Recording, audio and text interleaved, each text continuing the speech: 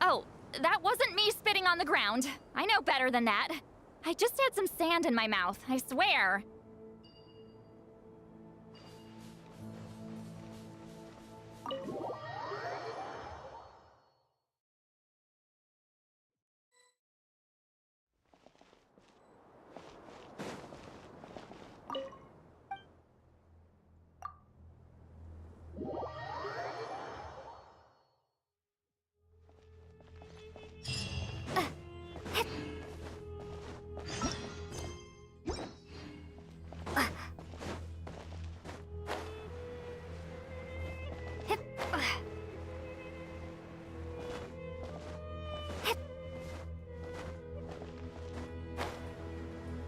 Time to go! Let's meet the others at the mausoleum of King Deshret.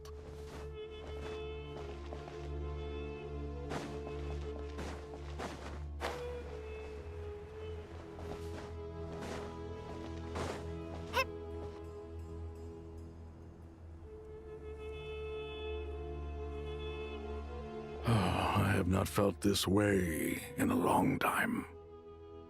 Standing up high, gazing out at the rolling dunes, one cannot know what freedom truly means without first losing it. The golden slumber truly lives up to its name as a dreamland. Though desert sands exist there too, no mirage, no matter how glorious, can compare to true beauty.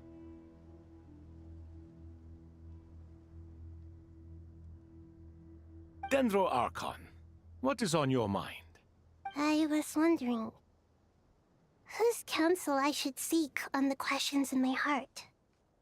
What kind of questions? So many. More than can be put into words. As I once said to a friend, we look, we see, and we comprehend. But the question still troubles us.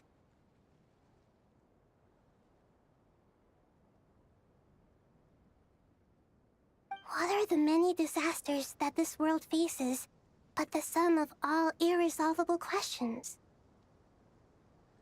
The biggest question you should be asking is how to seize victory. Yes. Although, I would express it differently. I must not fail. And so the question I am most curious about now is whether the path to victory will be an arduous one. What we declare to be a young sapling, we may, in fact, find to be a towering tree, if we would only cast aside our ignorance and look beyond the veil of time to see her true form.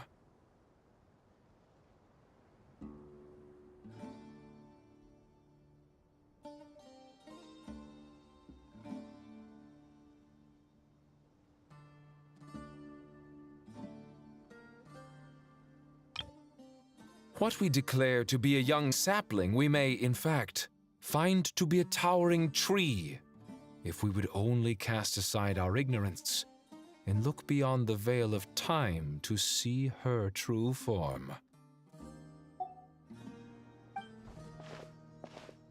Nahida! We're here! Just in time. The preparations are almost complete. Ready when you are. We're here too. Miss Nicole! Miss Nicole! You run so fast! I thought I'd get a lot of exercise as a forest ranger, but I can barely keep up with you.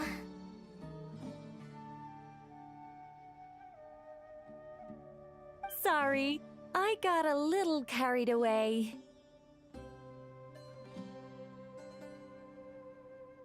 Lesser Lord Kusanali? The equipment is ready, and the modifications to Aru are all complete.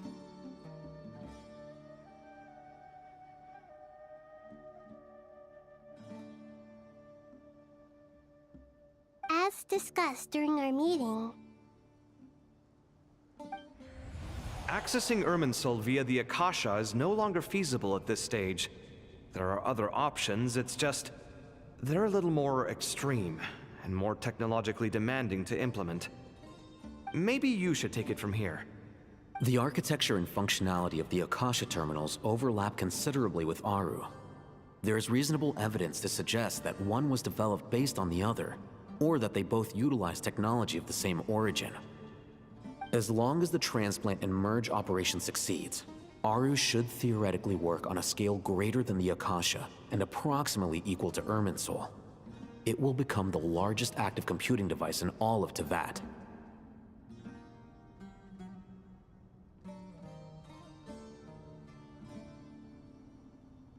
A system this powerful is capable of a lot of different things.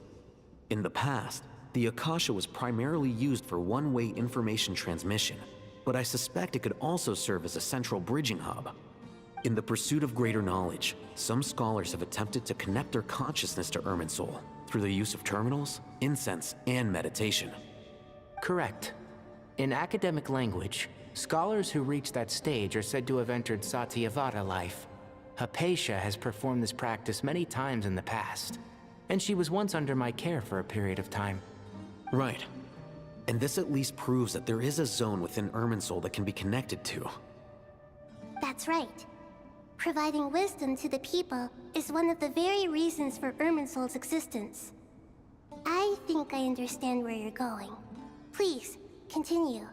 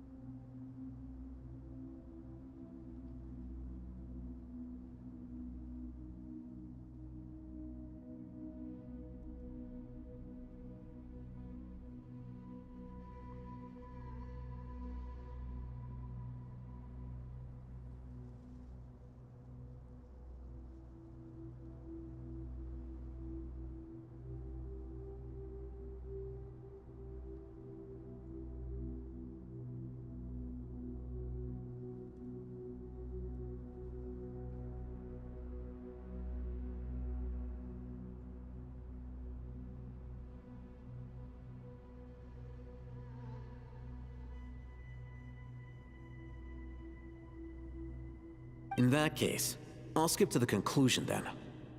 We need to further modify Aru, merge it with the Akasha, manufacture terminals, and distribute them to every single person we can reach. Every person? Even the desert folk? Yes, everyone. I've already calculated the amount of raw materials we need. So you mean we're going to get new Akasha terminals? Yes, but this time the people of Sumeru won't be using them to acquire knowledge, just to connect to Irminsul. That's... When we evacuated the city, we brought all the important assets from the House of Dana, in case we ended up needing them. Fortunately, this included the Akasha system's main terminal. We've checked all the relevant records, and one thing is certain. Nothing like this has ever been done on this scale before, so... Everyone in Sumeru is part of the plan. Whoever controls the people controls the situation. Since this function of Irminsul was introduced, it has only ever been made available to scholars, who don't constitute a particularly large group of people. But by expanding the scale to include all the people of Sumeru, all the individual connections will stack up to create a significant load on the system. Under normal circumstances, Irminsul would be able to cope with the additional load. But with it already being under strain from other activities, its remaining capacity is limited. Thus, it might be possible to shut it down completely by overloading it.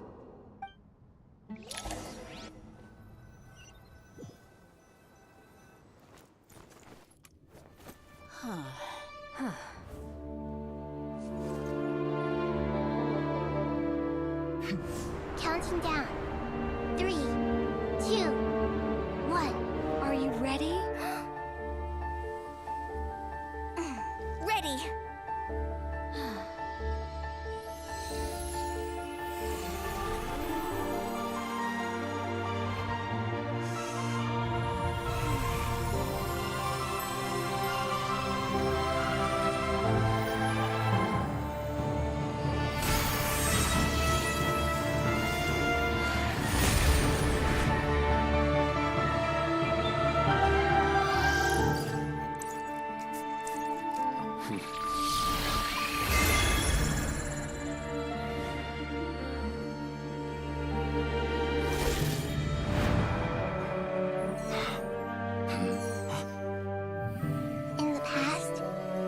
People sought knowledge, they turned to the Tree of Wisdom.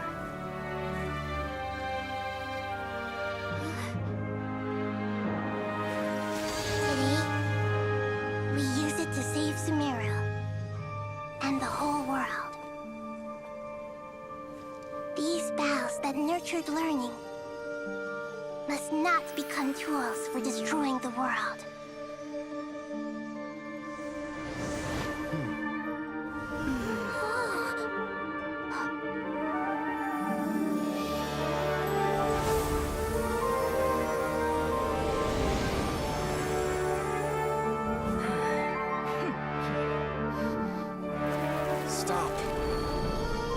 Please stop. End this transformation.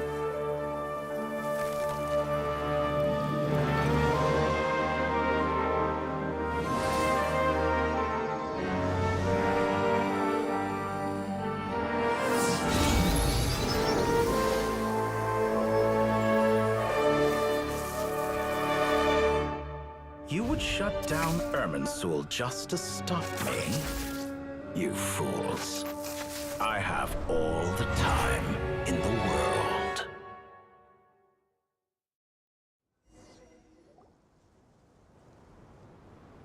Success! The evil Irminsul tree has stopped growing! Great.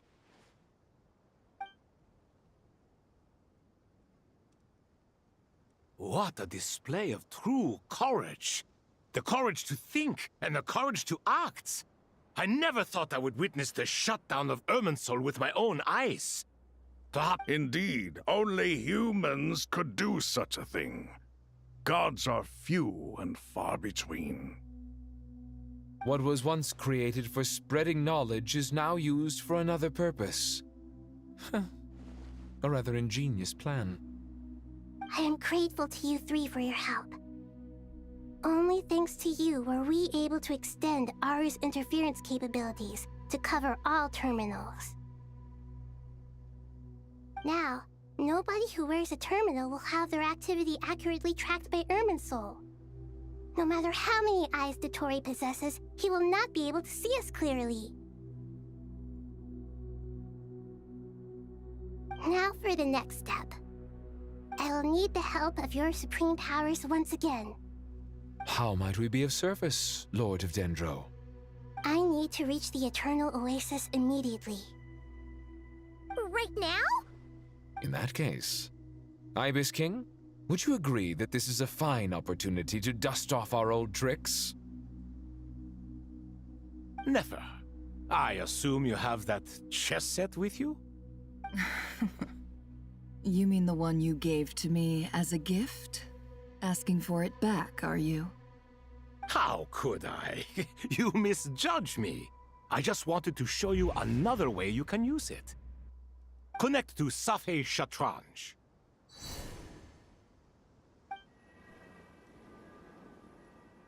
Safei Shatranj? You mean that place in the desert? Thoth's chess set gains its power from the chessboard laid out in the desert by King Deshret and ourselves. All ceremonies conducted using the chess set must be activated via Safei Shatranj.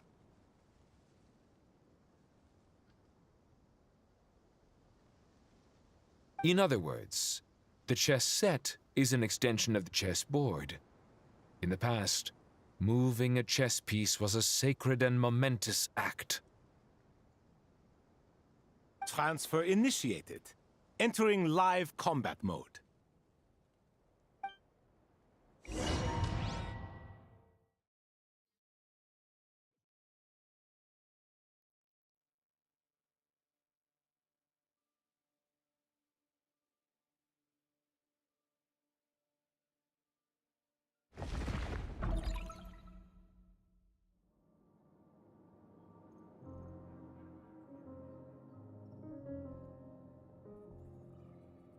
We haven't heard a single word from our spy in the desert.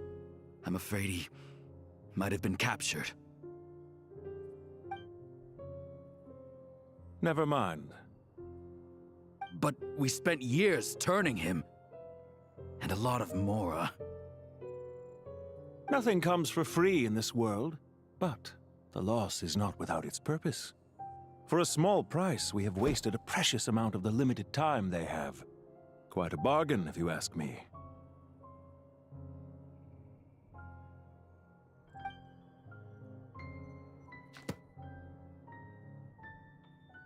Understood. Weighing profit against loss is a necessary part of life. But to tell the truth, I have been operating at a loss since this all began. Since many centuries ago, in fact.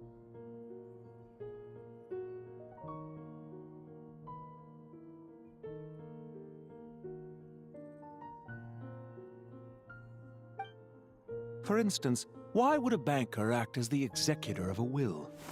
If you hadn't deposited your personal belongings at Northland Bank, I would have no reason to be here right now.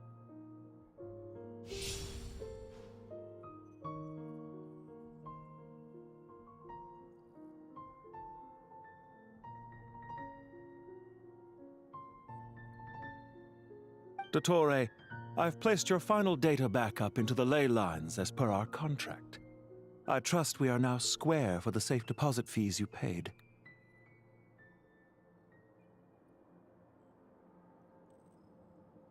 Is it not a little petty to split hairs like this, given our amicable relationship? I consider sound bookkeeping a matter of principle. Do not forget that you only live to see this day thanks to me. In fact, every day of your life since you met me, you've been living on borrowed time. Why, that's hardly a fair assessment. I will concede that my survival was perhaps at your whim, but I became a harbinger on my own merits. Managing money is not like other professions. Mine is not a role I could have acquired based on your recommendation alone, and certainly not one I could have lasted so long in without genuine ability.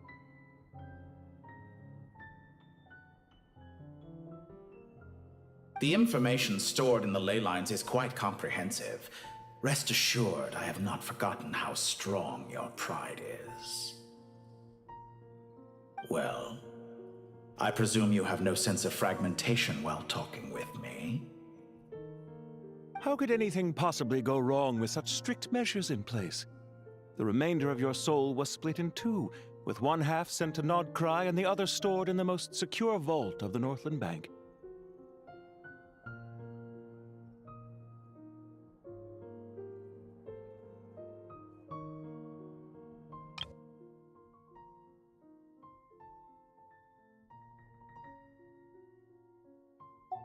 Though I must say, your disdain for the other segments is quite amusing. Zandik is you, and you are Zandik. Zandi created the segments, yet you, a segment yourself, reject him.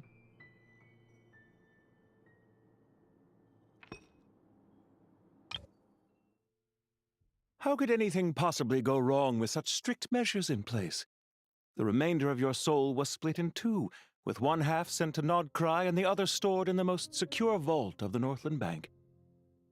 Though I must say, your disdain for the other segments is quite amusing. Zandik is you, and you are Zandik. Zandik created the segments, yet you, a segment yourself, reject him. That is, Zandik, created segments of various ages in his later years. To achieve this, he had to freeze time and part with a portion of his soul. But as constructive as it sounds, it erases my uniqueness. If each segment is equally me, then by the same token, none of them are truly me.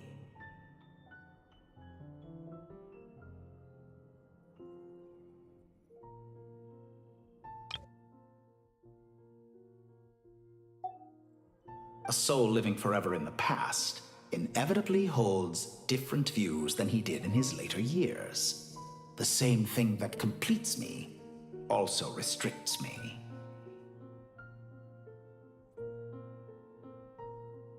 You too might ask yourself which stage of your life you want to be preserved at. The day your business failed? Or the day you were framed by a gang and sold off to a medical lab as a test subject?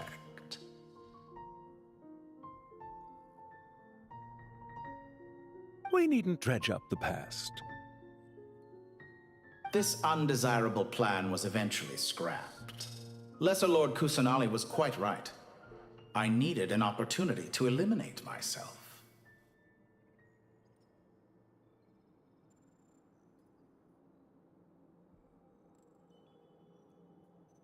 And after that, I concluded that there was no more effective plan than directly splitting the soul. Once the soul is transferred out, you will find that creating a physical body is far simpler than creating a puppet.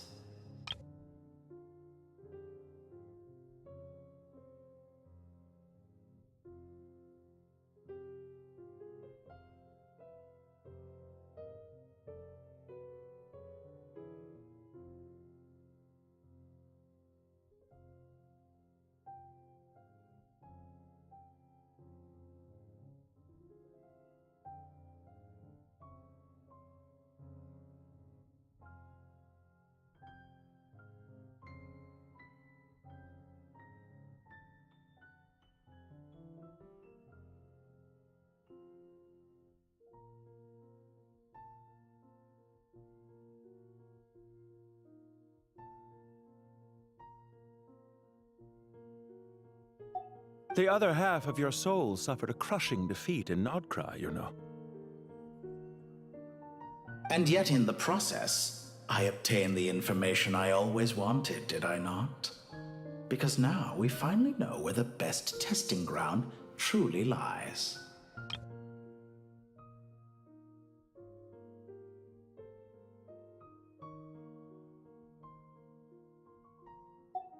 I once thought your ultimate goal was to ascend to godhood. But as it turns out, that was merely one of your experiments. Experiments take many forms. Most people are too eager for success, too fixated on the end goal. They forget that the experimental process itself is just as important. A suspiciously vacant seat, a new face. I trust you can put two and two together. The reason it doesn't exist is because someone tampered with the record.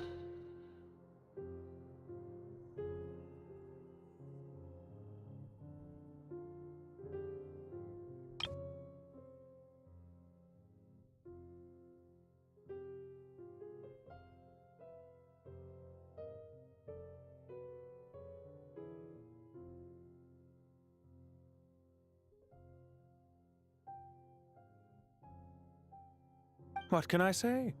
After all your efforts, you really did uncover the world's secrets. So, is the new world you promised a lie?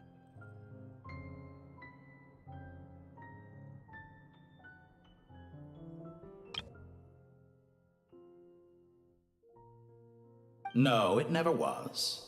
I am glad to be able to control Ermin's soul from within.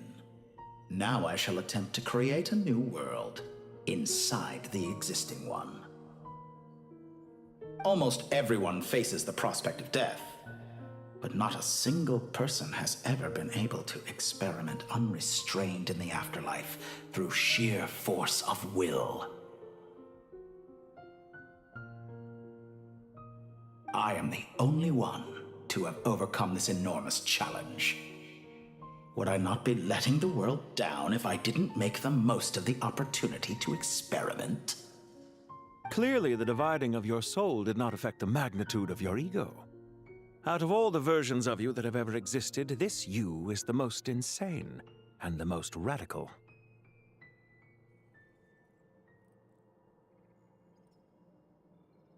Is that why you chose to work with me? Which was it then? My insanity? Or my radicalism? Clearly, the dividing of your soul did not affect the magnitude of your ego. Could I call myself a venture capitalist without a suitably ambitious plan to invest in? Yours happened to fit the bill quite perfectly.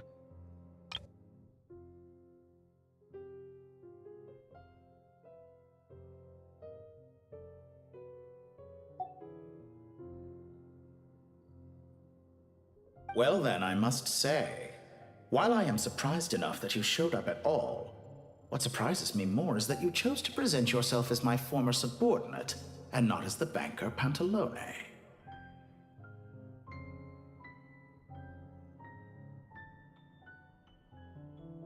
Why make things harder than they need to be?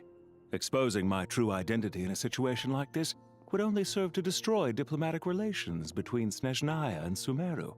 I daren't imagine the consequences.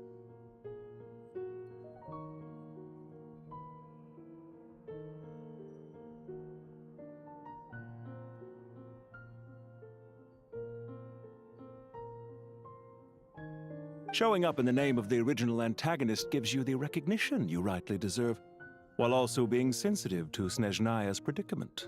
It was an easy win. As for why I'm here, if you're suggesting that your credit is in the negative, I won't argue with that. Many people say that about you. I'd argue that a significant factor in your willingness to cooperate is the fact that you have but a few years of life left after my death. Living and dying together has a way of binding two parties together rather closely. Is it not true that a relationship should be judged by both the positive and negative returns it yields?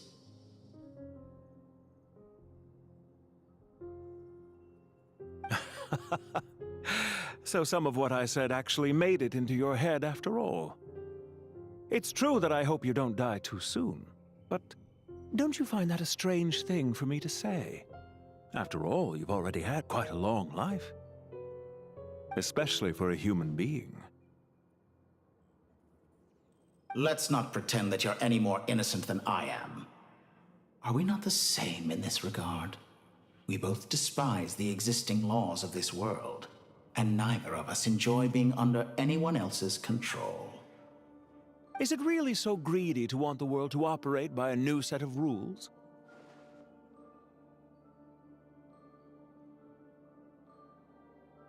Of course not, my dear friend.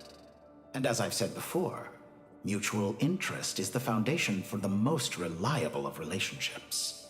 You can attest to that. I just hope there never comes a day when I have to work too hard to prove that. Regrader, sir. People have been spotted approaching Sumeru City. How strange. Despite your access to Irminsol's data, it appears the soldiers noticed before you did. They must have found a workaround. Well, Dottore, I trust you know what this means. The fact is... They're coming. They'll breach the city gates any moment now. But even so, I would say Irminsol is a wonderfully convenient thing on the whole.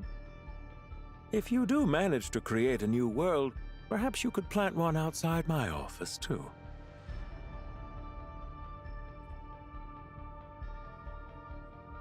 consider it. What do you need me to do? Stall them? The experiment will take time. Stall them for as long as possible. Very well. But you're really asking for the moon here. Have you heard this story?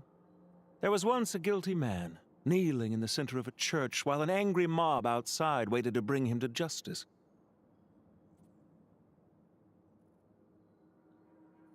He pleaded with the gods, begging them to grant him one final request, the chance to finish confessing his sins before he was sentenced. Many suns and moons passed, seasons changed, and still his confession continued, as if he intended to speak until the end of time. Are you suggesting I worship you as a god? Or were you hoping that I might confess my sins to you?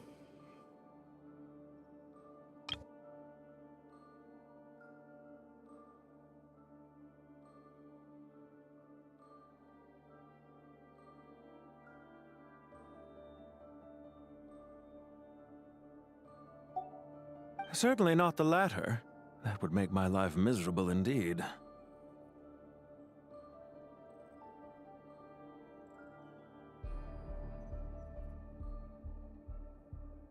For someone who despises them so, you never seem to have any objections to me creating or becoming one.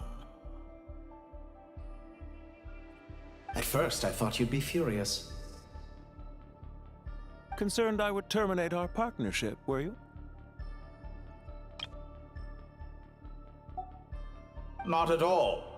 You had reasons why our partnership must continue. Don't you find people's attitudes toward gods amusing? A god descends from the heavens and people worship it unreservedly, blindly following whatever rules are given to them. And yet, when they see an ordinary person gain godlike levels of power by virtue of their own hard work, they treat him with nothing but suspicion, even if he is a compatriot. Is that supposed to be a compliment? No, I was just thinking. I pity the man who would call you a compatriot. There's no need to be so self-critical. I know it's a little late in the day to be asking this, but how have you been keeping? I'm flattered that you would take the time out of your busy schedule to consider my well-being, Doctor. The part of your soul that went to Nodcry caused quite a stir, sending our organization back to the drawing board on numerous fronts. It was quite a headache for everyone involved.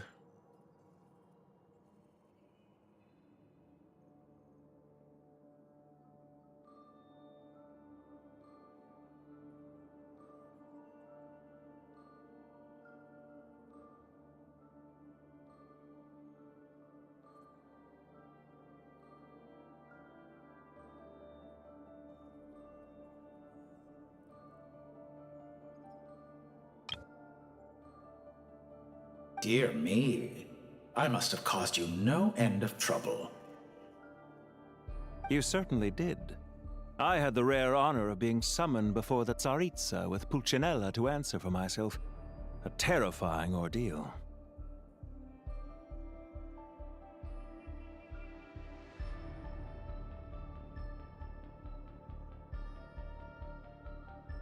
Don't worry, I pulled through. At most, it's a public relations nightmare. I made sure of that.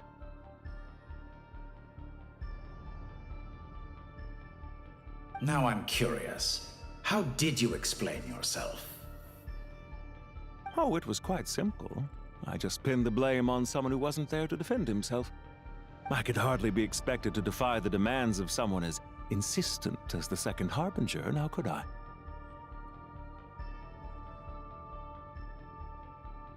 How you slander me. You know full well that I am perfectly amenable to reason. There's no question that you are partly to blame for the ruin of my reputation over the years.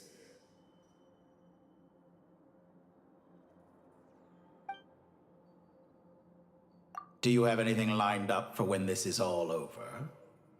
Hard to say. Field work always takes quite a toll on me, as you know. Once I'm back at Snezhnaya, I'll start with a well-earned cigarette.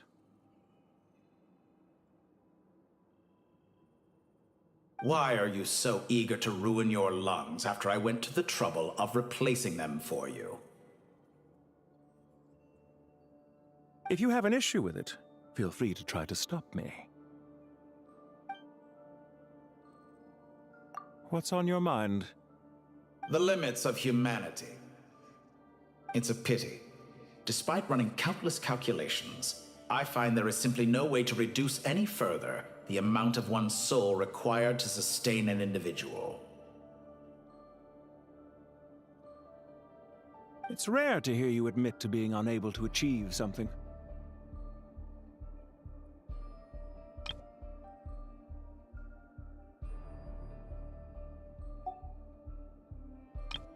It's a pity. Despite running countless calculations, I find there is simply no way to reduce any further the amount of one's soul required to sustain an individual. I beg to differ. For instance, as I've told you before, the original me was prone to motion sickness and couldn't make long train rides.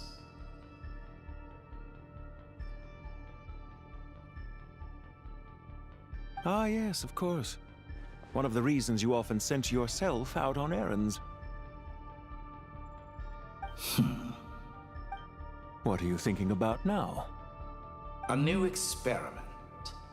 In the event that my soul was depleted, say we extracted my data from someone else's memories, yours for instance, and then combined it with your intact soul as the base material, what would we create?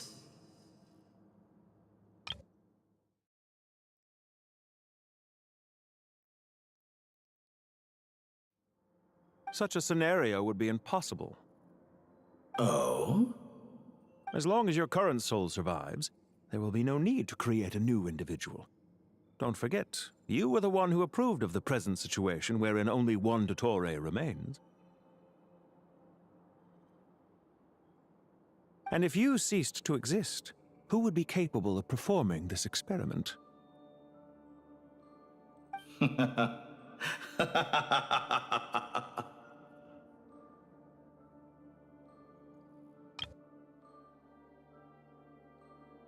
Since the day I met you, you've always excelled at talking your way out of a quandary.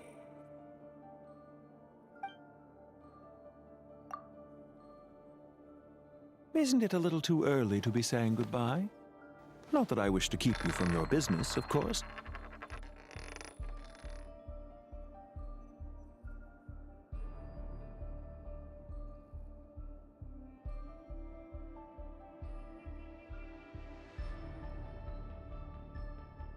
Very well. Let's leave the conversation there for now.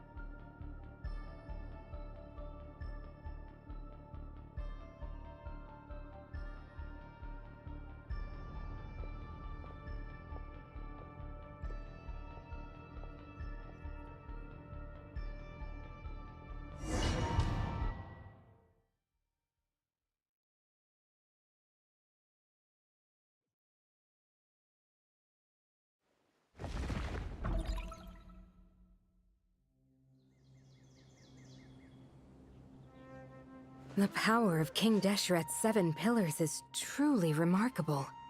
With just a chessboard, you can move an entire unit across the material plane. Yeah, sets us up for a much easier fight. Really makes my day. The last time we stormed the city, it involved a lot more running around.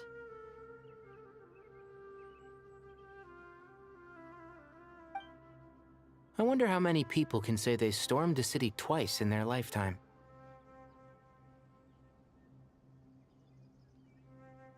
I was just thinking that. I've definitely had more than my fair share of unusual experiences in my life. This is my first time here, actually. We never usually leave Gandharvaville.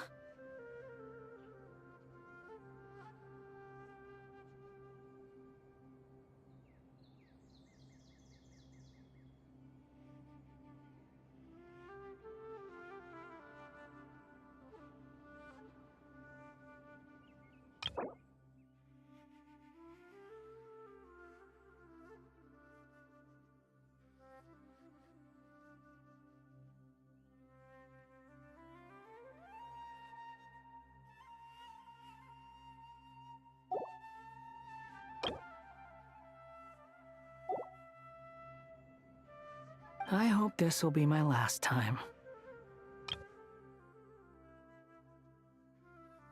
Does everyone have to chime in? Can't we just fight?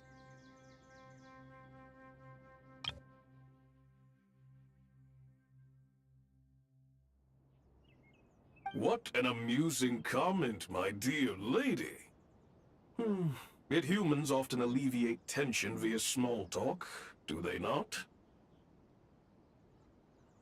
Whoa! Why is Candace's shield talking?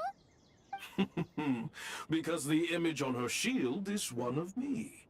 And I, of course, can appear wherever I wish to.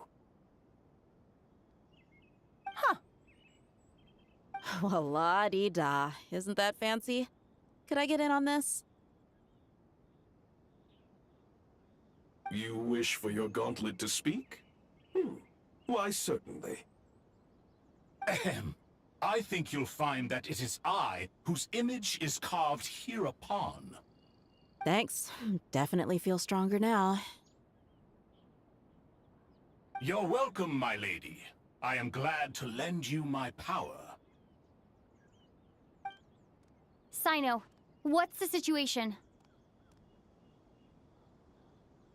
There are troops stationed at every entrance. As we expected. A frontal assault will suffice. Everyone, stick to the plan. We'll take the main entrance. You head for the House of Dana's side door. Move out.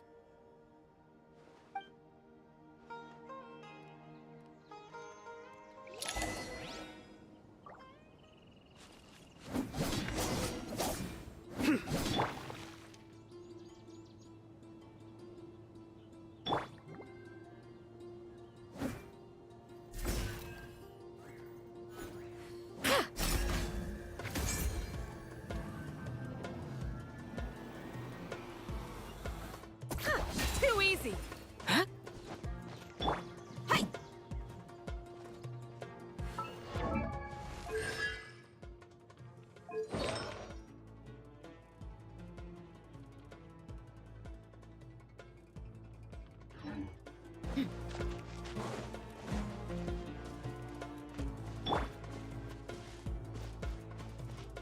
Out of my way! Take this! Watch out! Get lost! Whew. Thank you, Jet. You gotta be more careful. If you're not ready to put your life on the line, you can't be certain of defeating your opponent. She's right. Keep your wits about you, Rana.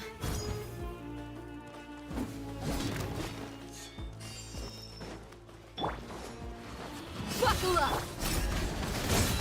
Pin them down! Nowhere to run! You asked for it! Prepare yourself. No escape! Too easy! Grant us your blessing! Surrender! Look alive! Run from death.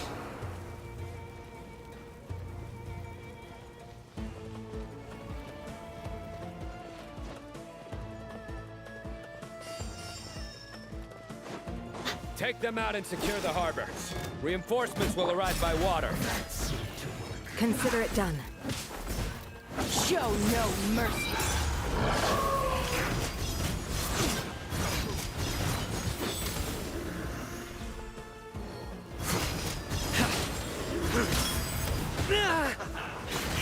Their penance is due! Let's get it on! Gloves off! Portions.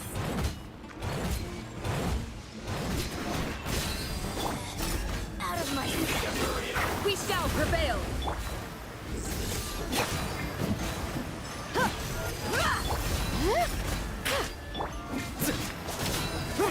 Nowhere to run!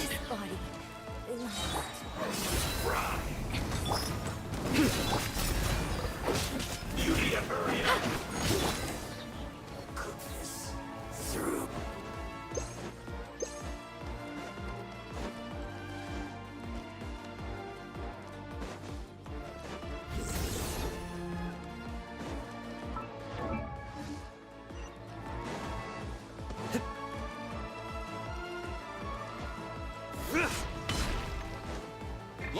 We're in tears.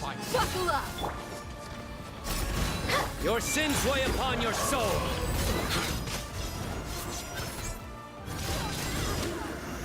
You stand condemned. Guilty.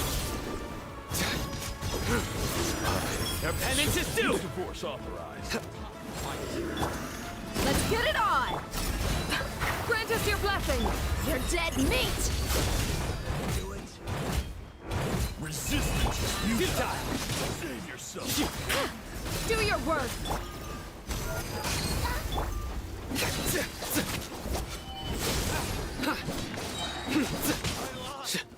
Resistance is futile. Save yourself. Pin them down! Look alive!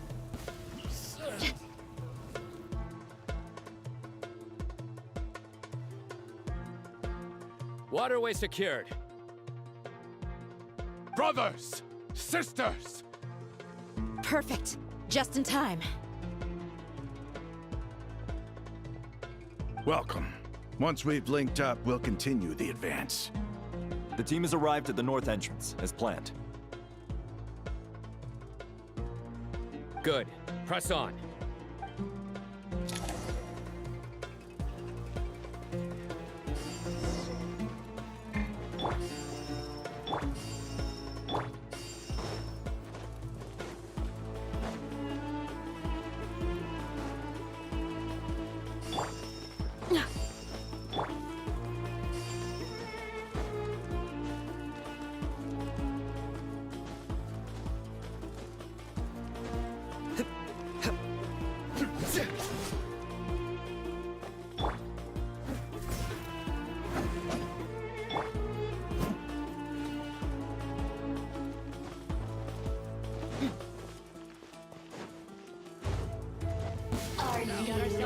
Here to play with me. Buckle up!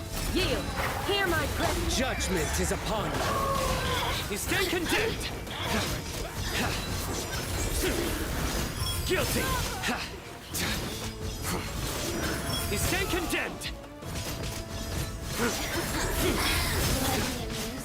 Gloves off!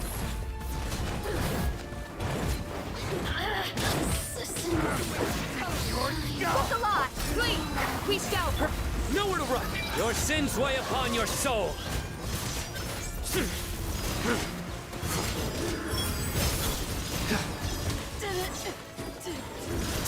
Guilty. You stand condemned.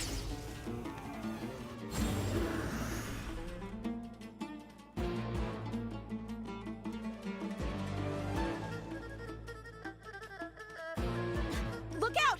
It's an ambush! Finally. We need to hurry. Take the middle road now.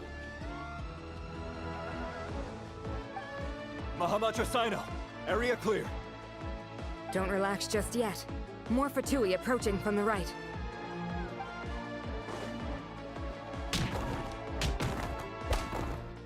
Irminsul cannot track our movements. If necessary, we could split up. Don't worry. We'll wipe them all out. As you can see, our people came raring to go. Good, good. How are things with the Traveler? Can Tainari keep her safe? Don't underestimate Tainari just because he's a forest watcher. He can handle it. All right. You know that's not what I meant.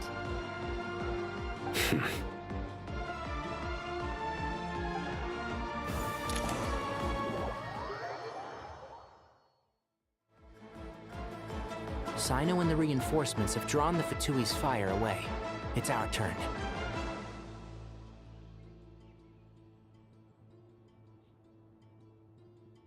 By using a cluster leaf of cultivation, we can pass through certain terrain silently. Good luck with that. We'll just fly up there. Huh? Oh, yeah. Paimon forgot she could fly. Ready?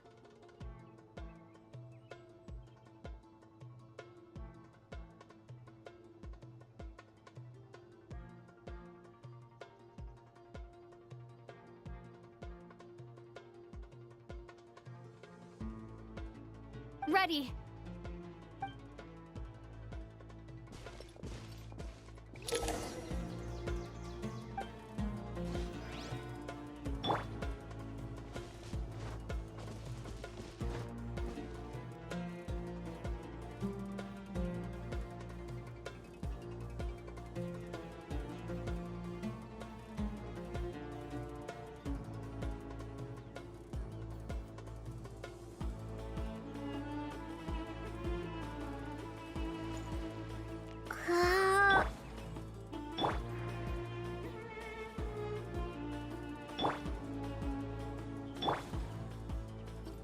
One with the force. Rah! Time to ignite!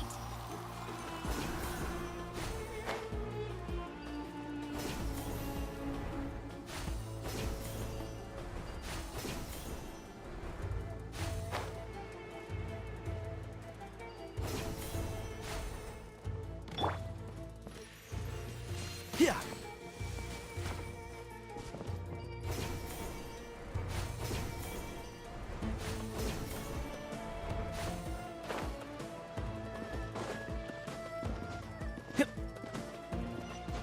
Keep up.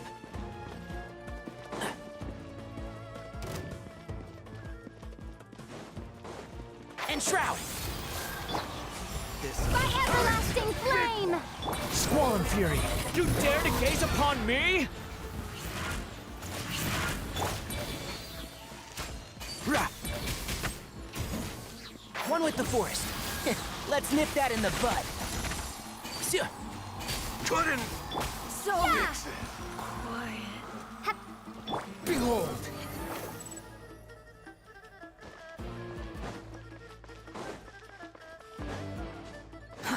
Too slow. The wind rises.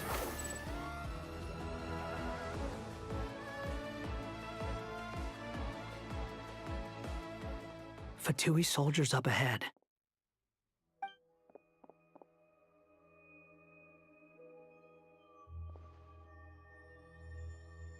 Careful. Prepare for battle. Hey! There's people over there. You have some nerve showing your faces here in the center of Sumeru City.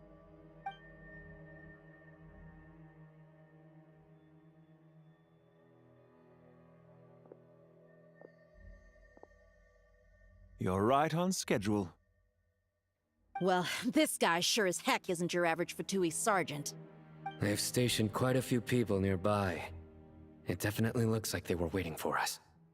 But something feels off. Everything about this guy feels too deliberate. I highly doubt he's just a subordinate of Dottore's.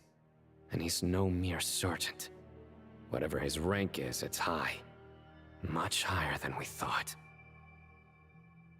So you've been waiting for us.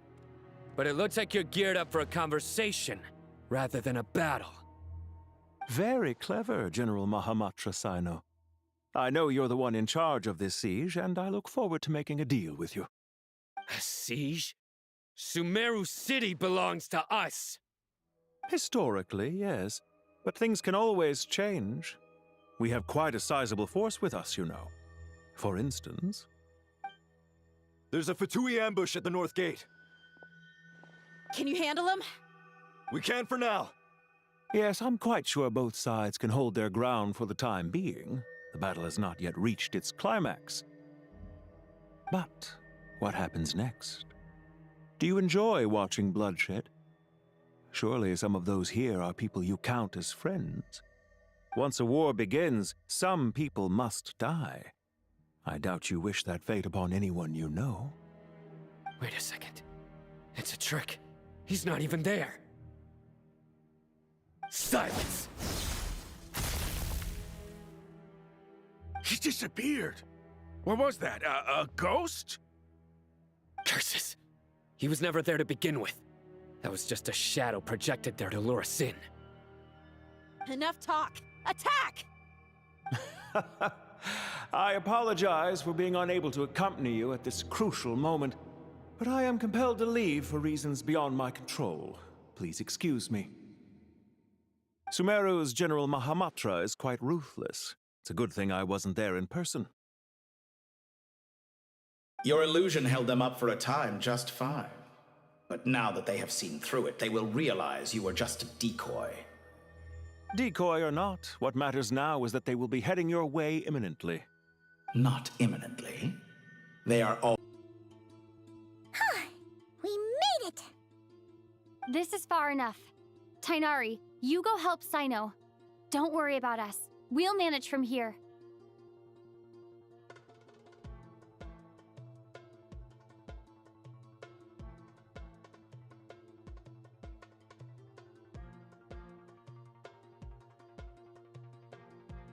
Are you sure you don't need me to stand guard?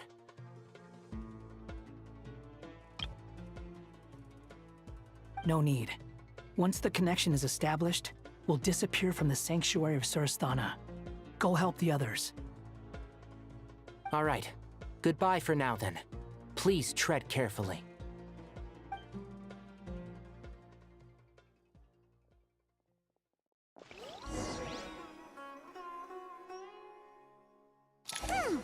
Now where's the interface Nahida mentioned? Come on, where's it hiding? Found it. It's over here.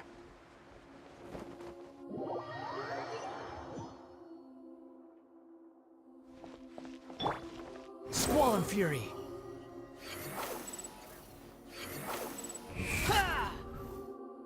We can connect to the inside of Irminsul through the Sanctuary of Surasthana's built-in security system. You should be pretty familiar with the process. Is it the same route as last time? For the most part, we don't need to adjust any of the parameters.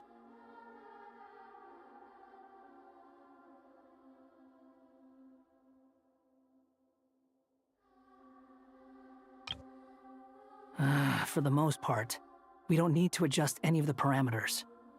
Then I should be fine. And Paimon? Once you're both ready, we'll set off. Wait! The stakes are way higher this time, right? Maybe Paimon should stay outside and help the others. Then, you can focus on the fight without having to worry about Paimon! Huh? Why are you staring at me like that? It's nothing. I just suddenly realized how much you've grown. Hey, you've grown quite a lot yourself. Don't you two start getting into it again. Well, anyway, Paimon thinks she's pretty knowledgeable. Who's the best guide in Tavatigan? And don't forget, Paimon's a college student now. If we say Alhatham's not a weirdo, it's hard to explain how he came up with the idea of you applying to the academia. But for all that he counts, you're doing surprisingly well in your studies.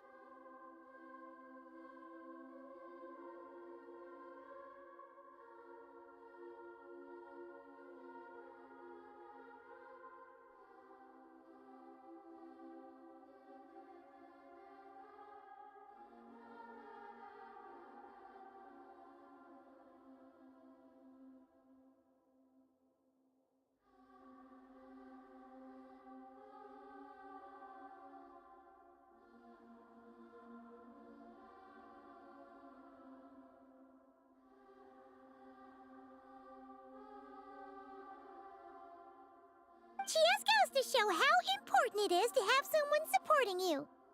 And Paimon's not the only one. Let's not forget that you only became a student because of Nahida's personal recommendation.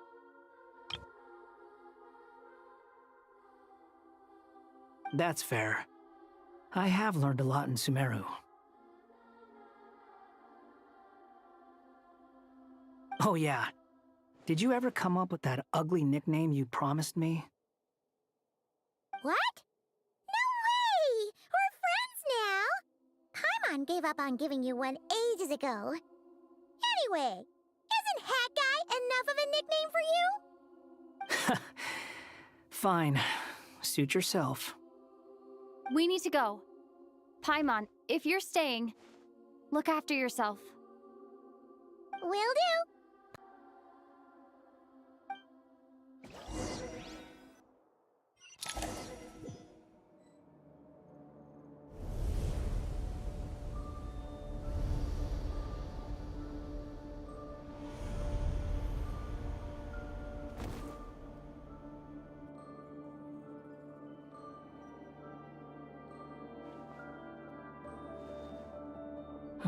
Well, here we are again. Come to think of it, I still don't even know where we're going. Thanks to our terminals, it should be impossible for Irminsul to read. I can... Don't tell me. Only you need to know. That way, whatever happens to me next, it won't affect your progress. Listen to me. Your safety is just as important as mine. Don't even think about sacrificing yourself for the greater good. We came here together, and we're leaving together. Don't even think about sacrificing yourself for the greater good. We came here together. All right, if you insist. I won't argue with you.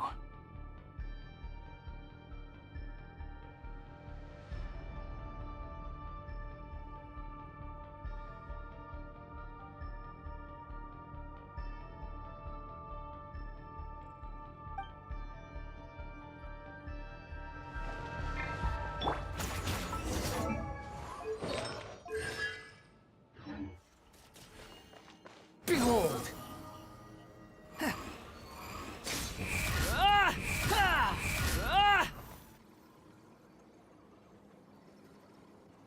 This place looks so different from how I remember.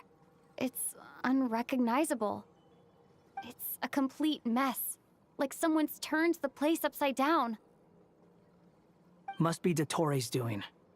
Either he's searching for some information he needs, or...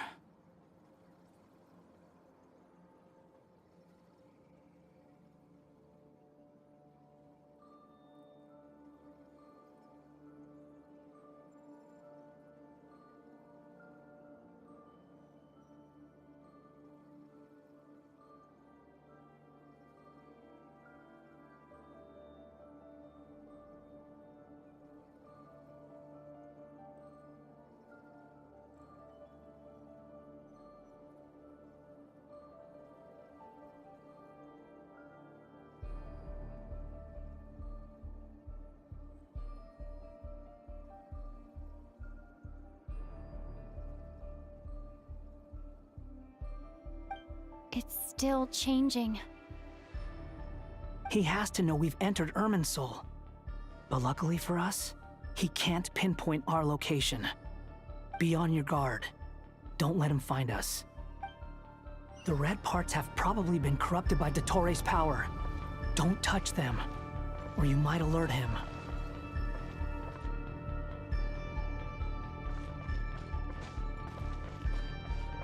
Quit following me. Squall and Fury.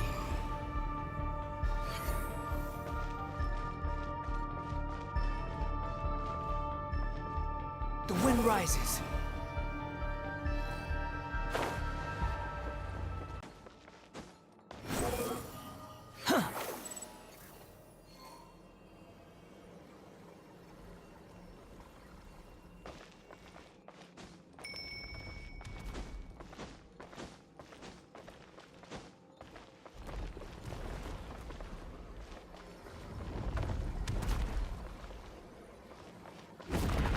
He's looking for us. Tread carefully. That wall could be a problem. Fortunately, it looks breakable. Give it a shot.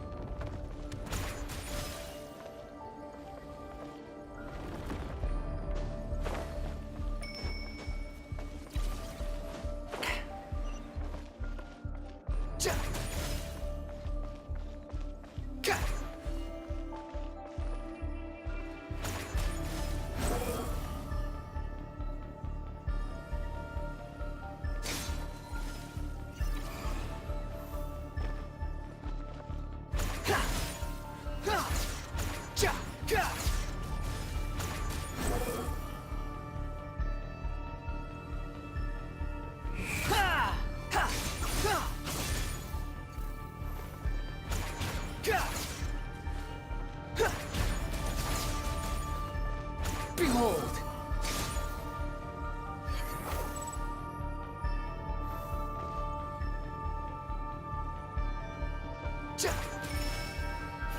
Squall and Fury.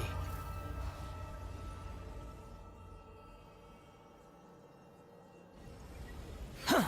The same old trick again? Are you kidding me? Let's handle it just like we did before. This cheap trick isn't gonna stop us.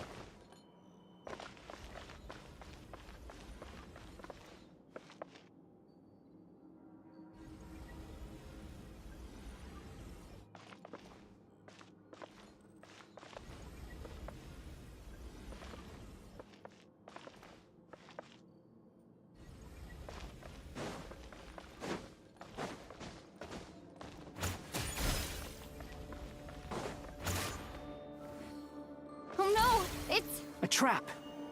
Is that why he was using the same trick over and over again? To get us to lower our guard?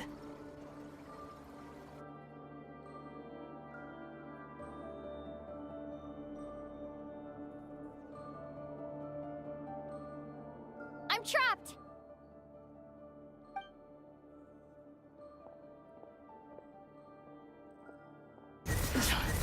Why won't this thing budge? Hello? Hello? Can you hear me? Nicole? Is that you? Yes, it's me. I'm monitoring your progress from inside the Eternal Oasis, and I have to say, this terminal is simply marvelous. It makes tracking you so much easier. I couldn't see anything at first, but now that you two are inside, I can use your location with support from the terminals to get a partial view of the situation inside Irminsul.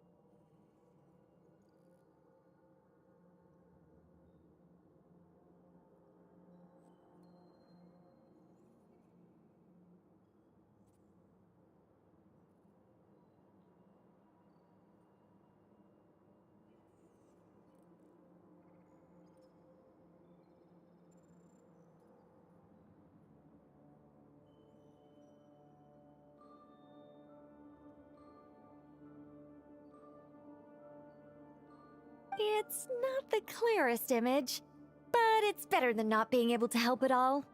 So, here I am.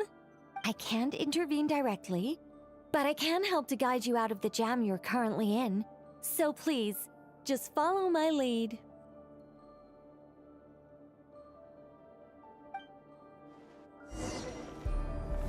Dottore in his current form is a blight upon both Irminsul and the ley lines.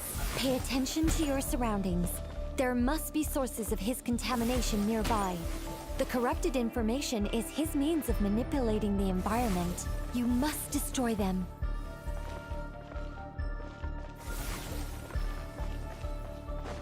Is that one of them? Good work. But we're not done yet. Stay close. And let's see if we can find any others like it nearby.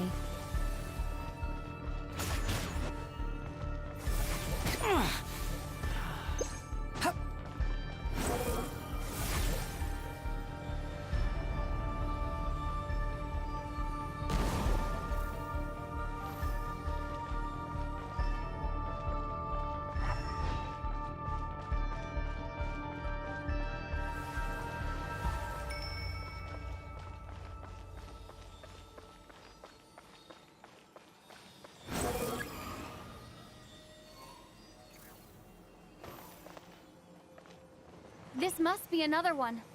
Agreed. Now... Wait! Watch out! It's Dottore. I think he's found us.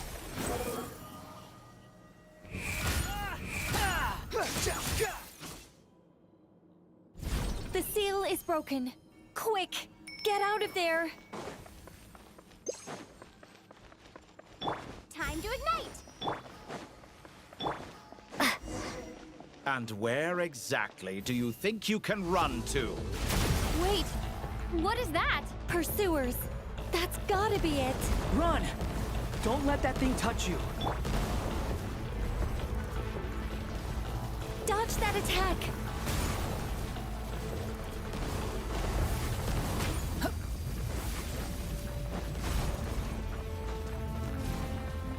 Quit following me. There's more than one path. Which way do we go? To the left. Trust me. Fleeing like vermin. What a pathetic sight. Hey! Watch yourselves. Stay focused.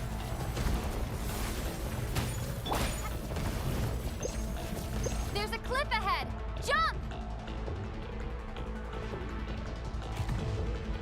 More of those corruption sources. Destroy them as you did before, and open the exit as quickly as possible.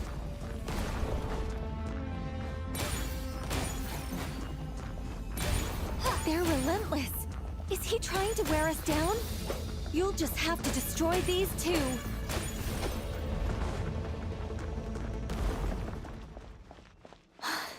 I think the pursuit is over. Hard to say.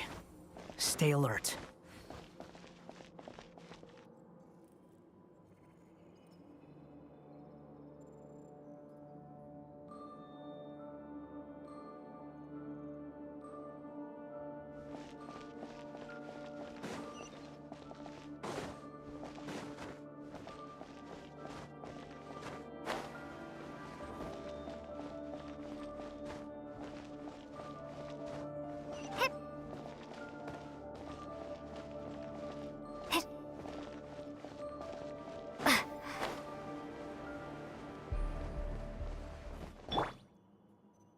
Behold!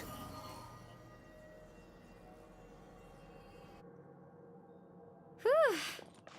I think we've made it to relative safety. Phew, goodness.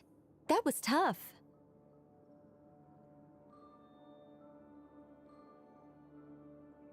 You doing okay? I'll be fine. Don't worry. Take a short rest, and then... Nicole? Nicole! The connection's been cut. But that means... Look at you supporting one another. How very touching.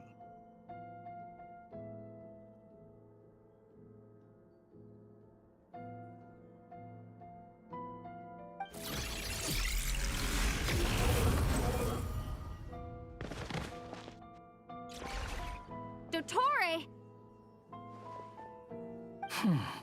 Took you long enough to find us. You're more useless than I thought.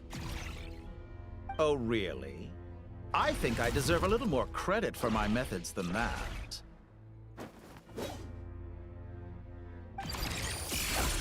Rather than hunting you down, I chose to let you roam free.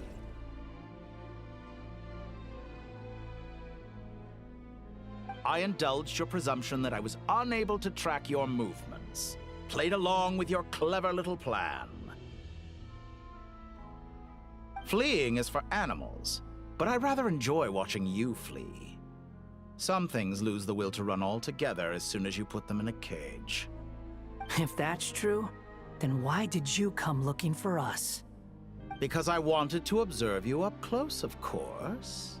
Don't misunderstand me, I'm not here for a fight. Is it so unusual that I wish to greet my old acquaintances in person? After all, it's been a while. Scaramouche.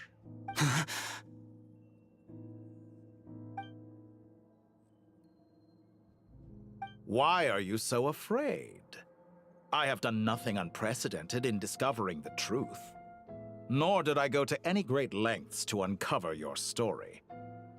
You made a bold series of moves in deciding to erase yourself.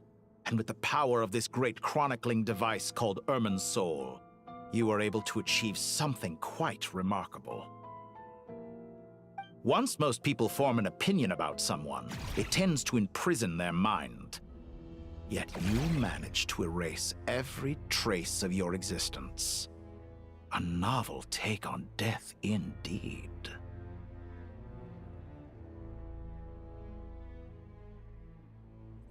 However, this meant that you stood out to me all the more when I saw you in Nodcry. I didn't even have to go looking for you. Just the sight of you was enough for me to intuit the truth. For someone in my position, connecting the dots was a trivial affair. It would have been more surprising if I hadn't managed to piece it together.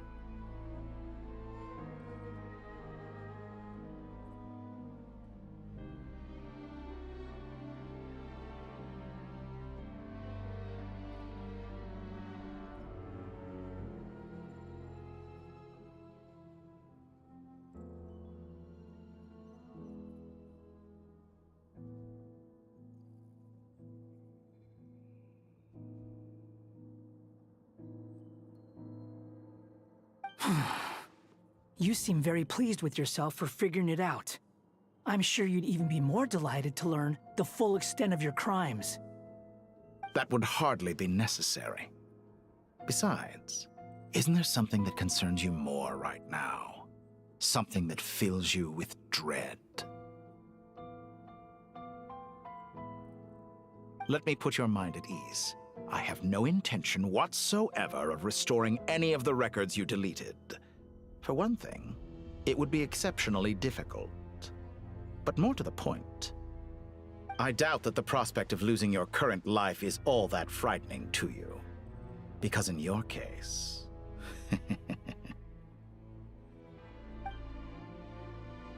the cruelest twist of fate is that you'll never again have the chance to make up for any of your mistakes. Isn't it? Dottore?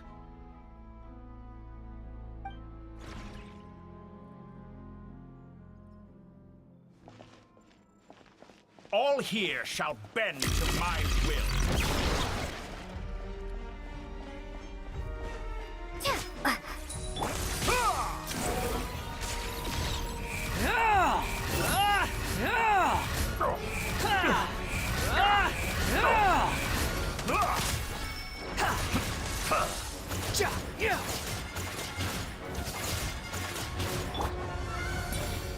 The wind rises. I'm afraid you'll need to do better than that to take me down. I expected you to have grown stronger. Ah, how foolish of me. I forgot that you lack any means to increase your power. You will pay for everything you've done. Oh, will I now?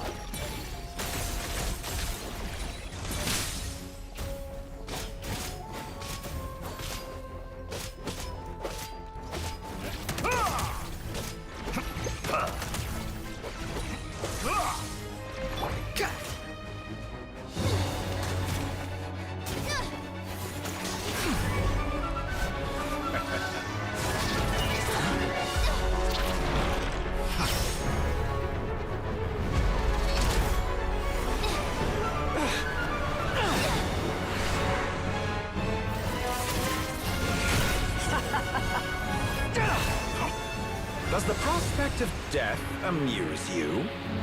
I could ask you the same question! I'll distract Dottore. You focus on the mission. Got it.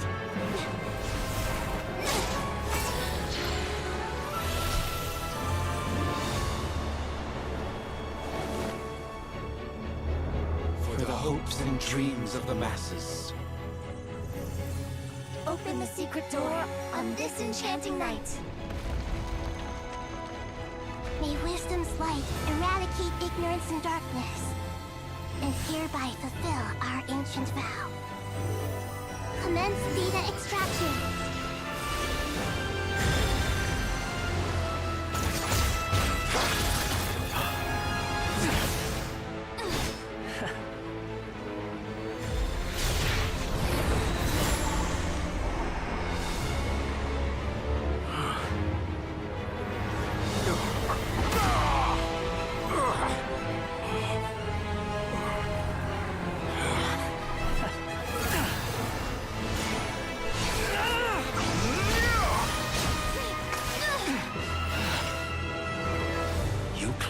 outdated ideals and stand in the way of progress. You will pay for interfering with the grandest experiment of all time.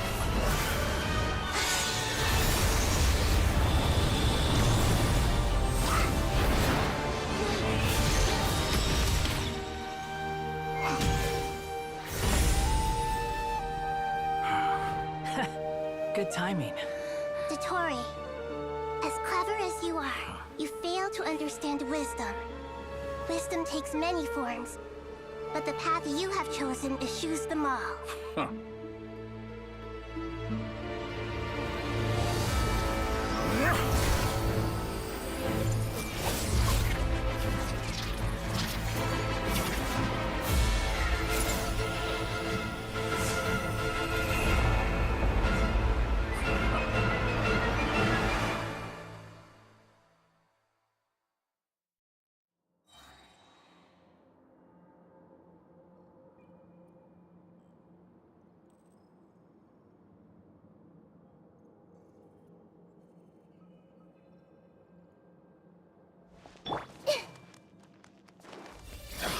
My strength is fading!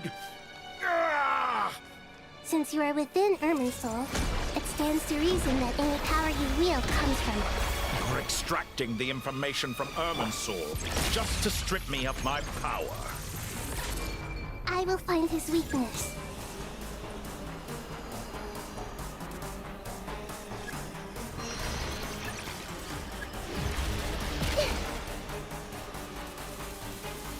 I see everything!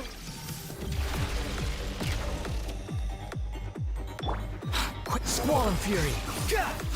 How? I admire your attempt to introduce a new variant, but it's nowhere near enough! Behold! A petty trick!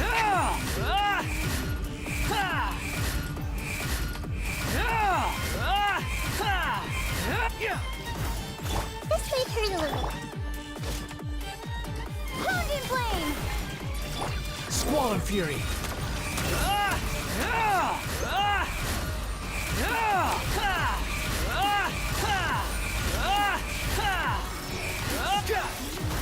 Burn all before you! Blade of the primal blade! Time to ignite! The wind rises. You won't distract. They're so close. Just hold on a little longer. I'll hold him up. Traveler, Hat Guy, the rest is up to you. We certainly have a knack for surprising each other, don't we? I'm just getting started.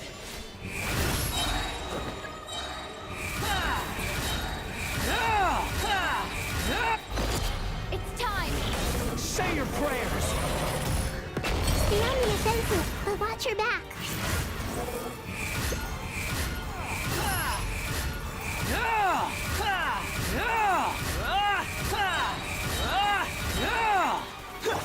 Scorch and burn! It's time! Say your prayers!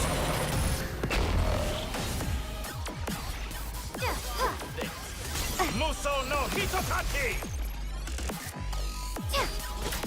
Squall and Fury!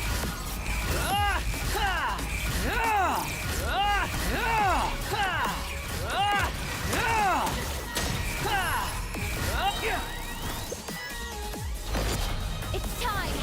Say your prayers! Primal blade!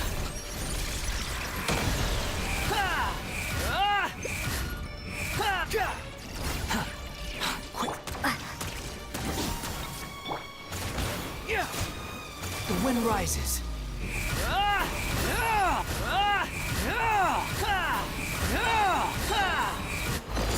It's time! Say your prayers! Too slow. Pound and flame! Squall and Fury!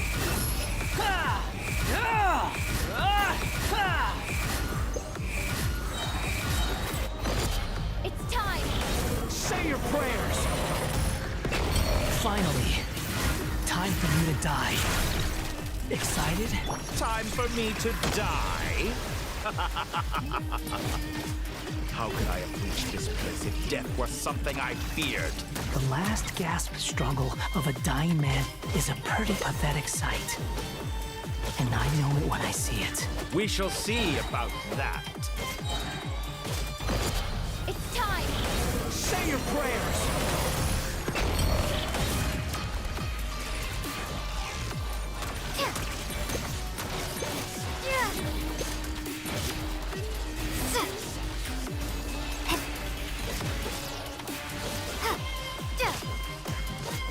Burn all before you!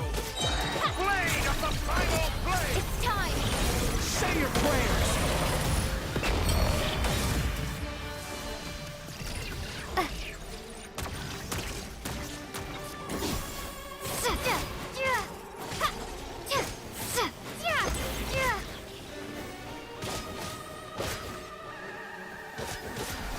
Let's try this! Muso no Hitokachi!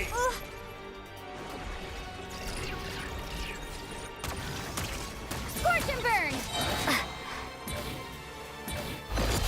It's time! Say your prayers!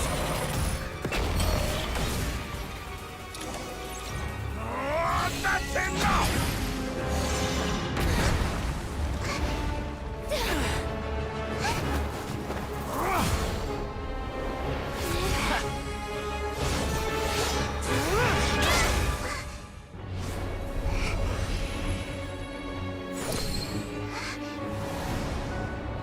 It's all yours. Do with it as you see fit.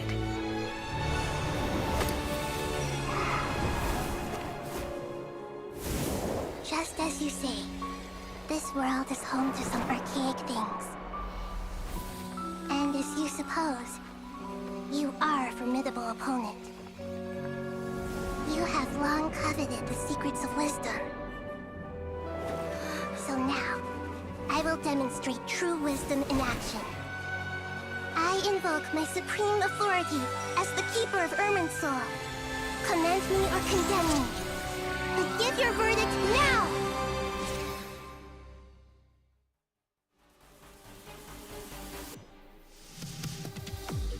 Blessed One of Wisdom, Mahakusaladhama, are you certain that you wish to exercise your authority to destroy Irminsul?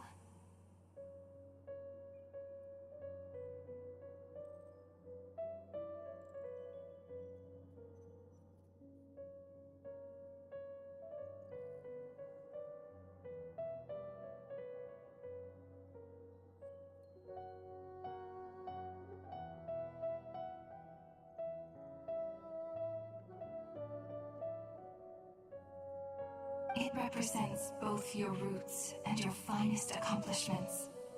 You truly intend to abandon the very thing you have always fought for? This is my decision. Irminsul has been corrupted beyond redemption.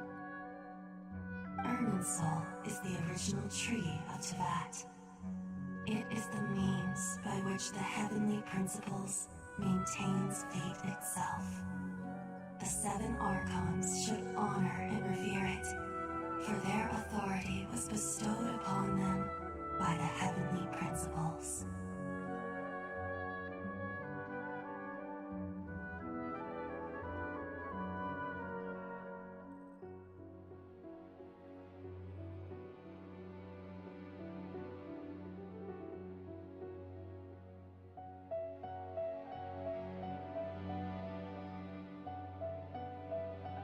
It is precisely because I honor and revere it that I fight for the humanity it exists to protect. Wisdom is knowing how to weigh the options and make the right decision. If you truly care about the fortunes of this world, then it is me you should seek to preserve.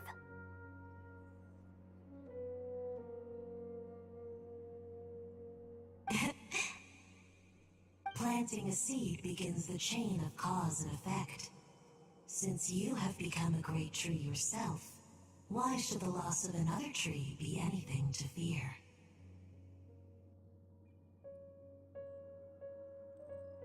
Till we meet again, Lord of Dendro.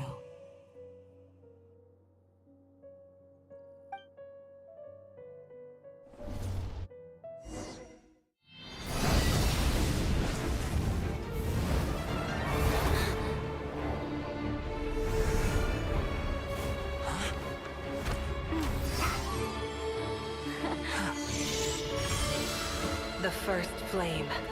The pure, cleansing fire.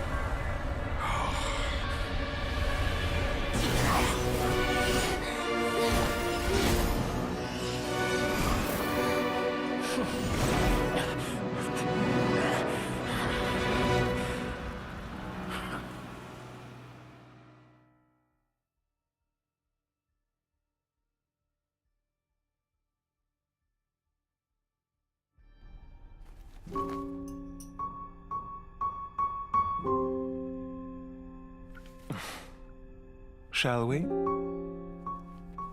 Where were we? I was suggesting that you needn't perform when signing a contract. You're only sitting here because your bank demanded an evaluation of the trustee. So you told a story about a young scholar from a merchant family in Sumeru? I told a compelling tale, didn't I? The post-expulsion story is far more captivating. The human experiments or the elixir of immortality? The part where you die. Ah, yes. My favorite part. The 35-year-old Segment thought of himself as Dottore, reserving the name Zondik for the original specimen. Of all the segments, he was the most selfish. After his expulsion, Dottore searched for a new direction. He joined the Fatui, studied Elazar in great depth, secured resources. He was rather fortunate in his career. Zondik turned to Conrian technology and successfully created his segments. But this was not immortality. Even with backup segments, his body would still age. Still, thanks to Snezhnaya, Zondik found the ideal base for his experiments. Then a perfect partnership materialized at a crucial moment. The year that both parties realized they needed more time. Fortunately, Zondik succeeded. In a miraculous turn of events, he gained the extra time he needed. I seem to recall it differently. All right, it's true. No matter how much elixir he took, Zondik remained human and continued to age. Then, on the morning he turned 85... Help me up! Call for help! Surely he would be rescued, Zondik thought. But to his surprise, no one helped him. Zondik was too selfish for that. Don't forget, you're one of us. Yes, and we're all waiting. Waiting for me to die. Pantalone arrived for a meeting and happened to witness what followed. He found it unsettling. I never said that. But the Zondiks were unfazed. It was a rare opportunity for self-dissection.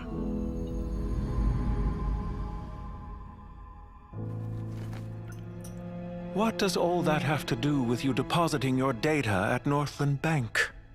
It has made me cherish my time in this world all the more. Fair enough. So you do have a sense of self-preservation.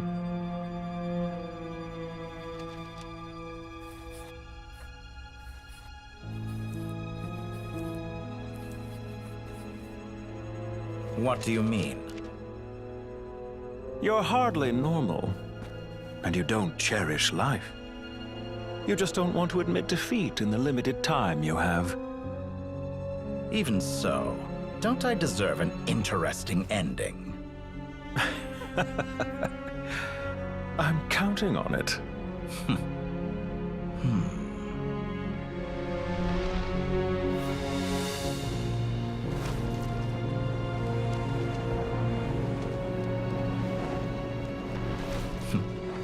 If nothing else, I expect my funeral will be a grand affair indeed.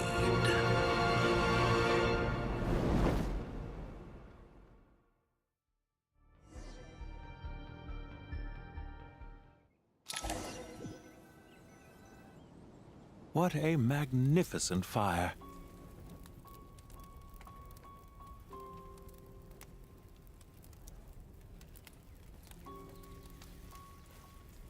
In Snezhnaya, we light fires to ward off the cold.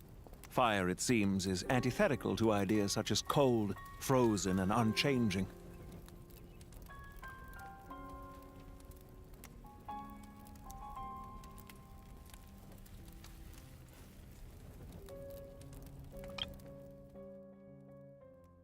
Perhaps it has always been that way.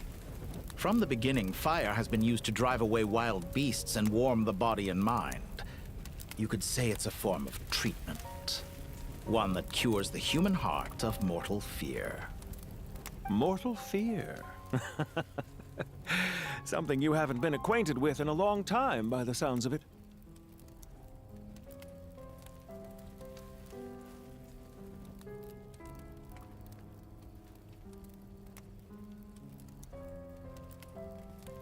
Whereas you, I'm sure, must know the feeling quite well indeed.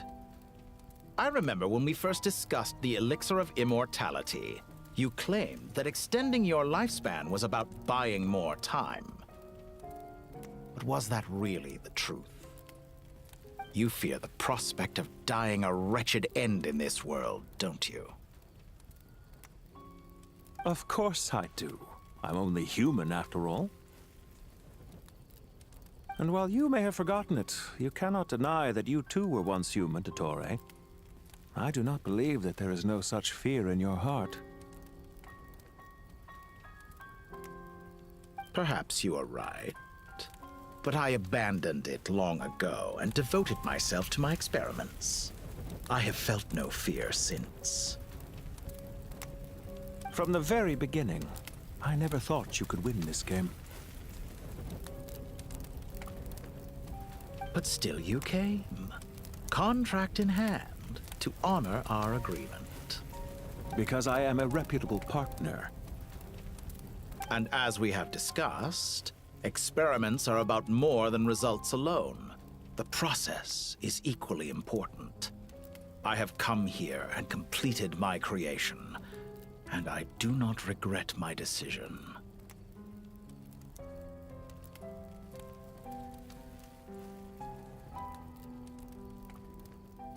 I'm afraid your journey ends here.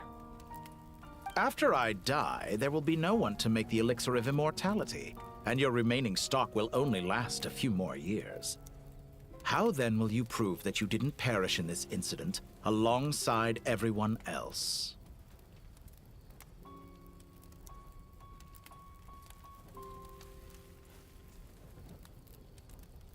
When I feel optimistic about market environments, I never forcibly adjust them. They have their own direction. And I myself am one such environment.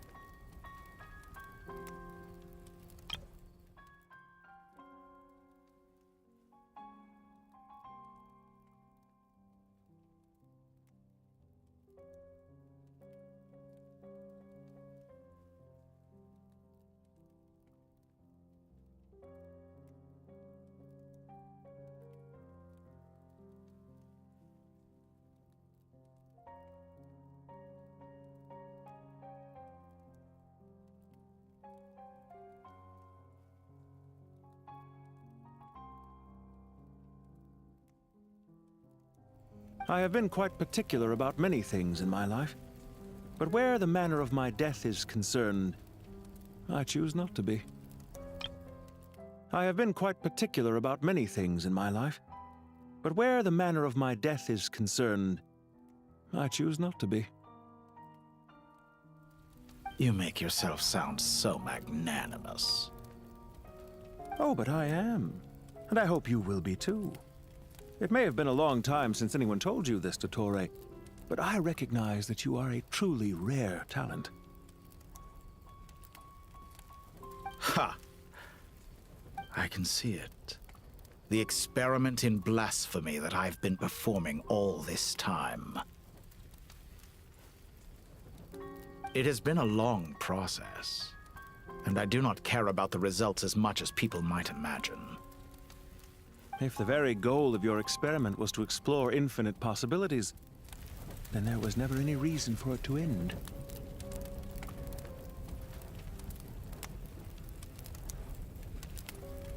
Indeed. Yet now, the experiment has officially drawn to a close. What should I call you? Zandik? Or do you prefer Dottore? Suit yourself. Goodbye, Feofan. This time, that's what it truly is. And don't I know it? Goodbye, Zandik.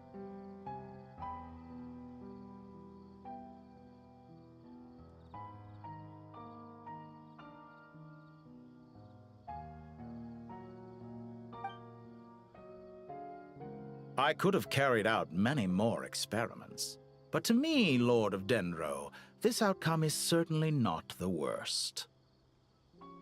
I believe you. But unfortunately, this is where it all ends for you.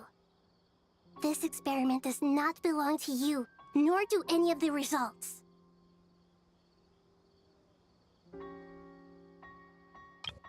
I believe you. But unfortunately, this is where it all ends for you. This experiment does not belong to you, nor do any of the results.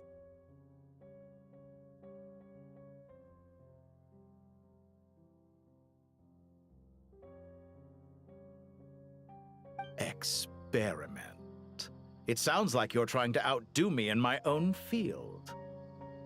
Wisdom is conveying information in terms that people can clearly understand. You know exactly what I mean. Indeed. I can see no further outcomes. Ha. You have a formidable mind, and you are braver than I thought. Setting fire to the very thing your survival depends on. Your previous threat was empty, but this time, it is real.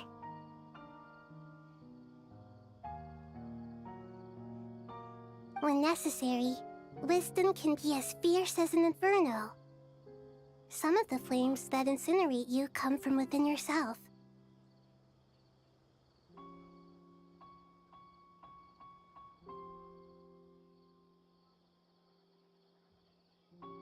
Perhaps you are right. You see what lies at the bottom of the human heart, and that is your wisdom. Here is where your journey comes to an end. All that is yet unknown belongs to those of us who will carry on living. It seems I have unwittingly been your arch-enemy all along. But now, it's all over. I do not deny your intelligence. But what you refer to as experiments, I would never describe in those terms. They are events that take place in the real world, and they are so much more than mere data. Goodbye. We will never meet again.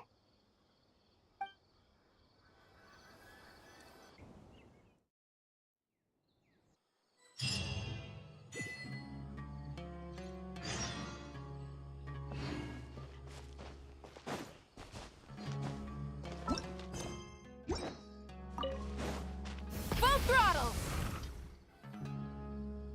Well, that's the last of them. Everyone on the list is already back where they should be. It was a long, hard road, but we finally finished escorting everyone back. I just pray that we'll never need to leave again.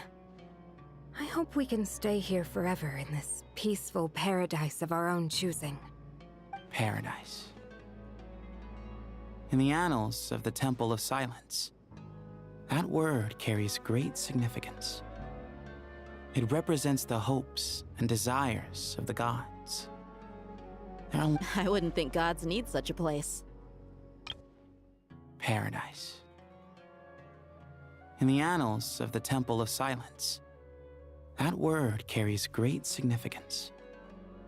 It represents the hopes and desires of the gods. They're longing for a place to rest. People always think they're the only ones who can lose their homes. They forget that gods too need a place to reside.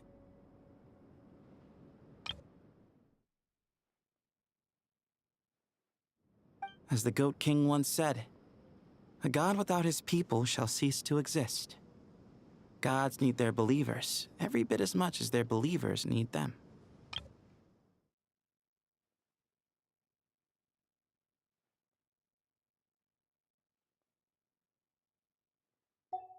Only we can truly understand how much the desert faith has faded over the centuries. But we still talk about the gods as though they're part of our lives.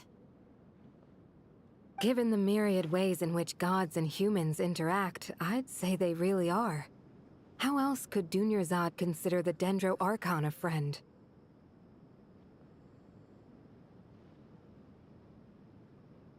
Well, that sounds about right to me.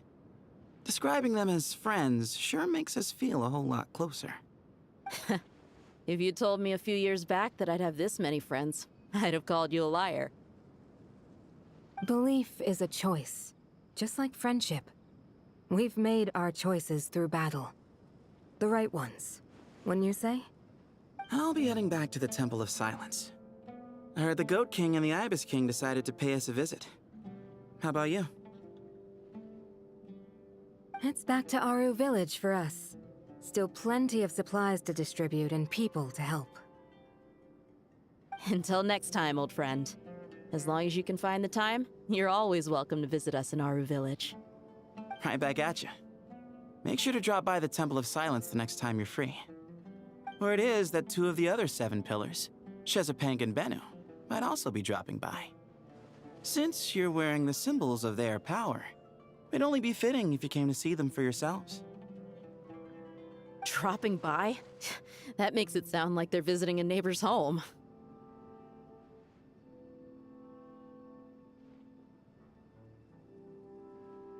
Well, the temple was founded by Hermanubis, so I guess to them, that's exactly what it is.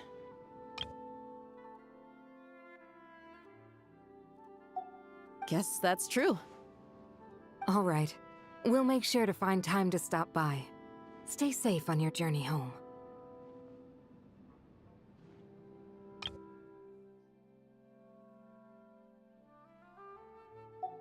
I will.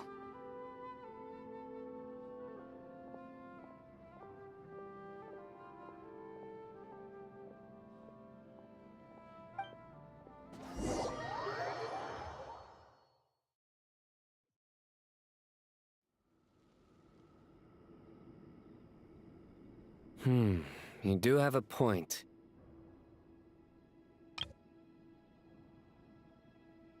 See? Retirement has always been a problem, especially for old-timers like us who've been locked away all these years. You finally step out into the light, and bam! You're face to face with a whole different world.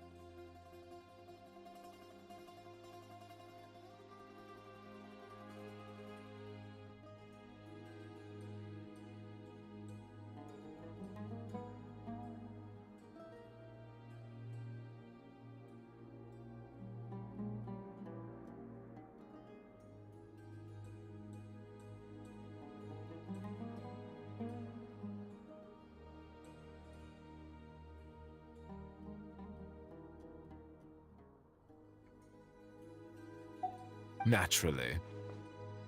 What do you think, Layla? Huh? Why would you think to ask me? How could I possibly be qualified to decide where the servants of King Deshret should live? Sorry if my question was unclear. Do you think their statues will stand out too much if we place them here? Hey, I never agreed to this. How could we possibly allow our statues to be left in Hermanubis' home? That would be like breaking into someone's house, then pretending it belonged to you in the first place. Different beliefs can coexist. We still need to respect one another.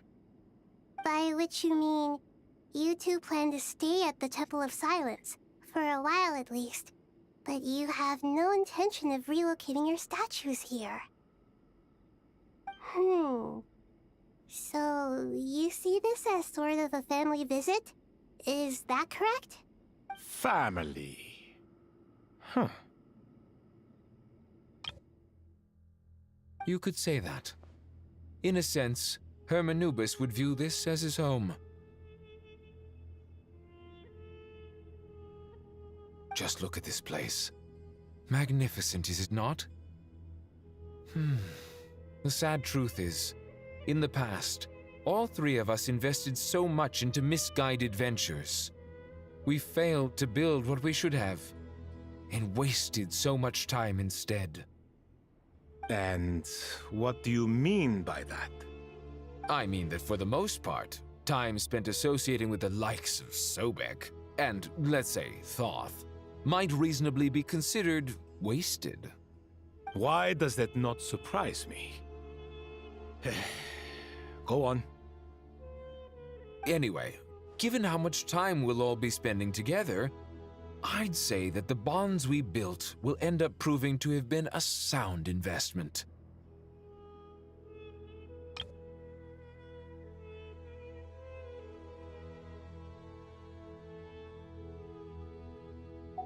Once Sethos, the current leader of the Temple of Silence, returns, you can discuss the matter of staying here with him. But judging by the expressions of everyone here, I imagine you'll receive a very warm welcome. This sacred ground houses untold knowledge, after all. What better place for the servants of King Deshret to appear in the mortal world? How about we share a meal together first? I imagine it's been many years since you last tasted fresh food. Oh, that sounds wonderful! After so many hundreds of years, I can only surmise that desert cuisine has become a lot more varied. Are we having a get-together? If you'd like, I can help prepare some food. After all, Lord Thoth, you helped me so much in the desert, and I still haven't properly thanked you. Oh, my, that would be wonderful. I'm touched that you still remember. How the times have changed! To the people of today, it seems the Ibis King has become a kind and passionate god. And you, Mr. Herreshoff? What kind of god do you wish to be? To be honest, I haven't given it much thought. How about you, Dendro Archon? Do you have any hopes for your future? Me? I'm very happy with my current life. Forgive my bluntness, but you do not seem to derive your authority from majesty and might, like Lord Al-Akhmar. Clearly your approach has its advantages, but also its dangers, don't you think?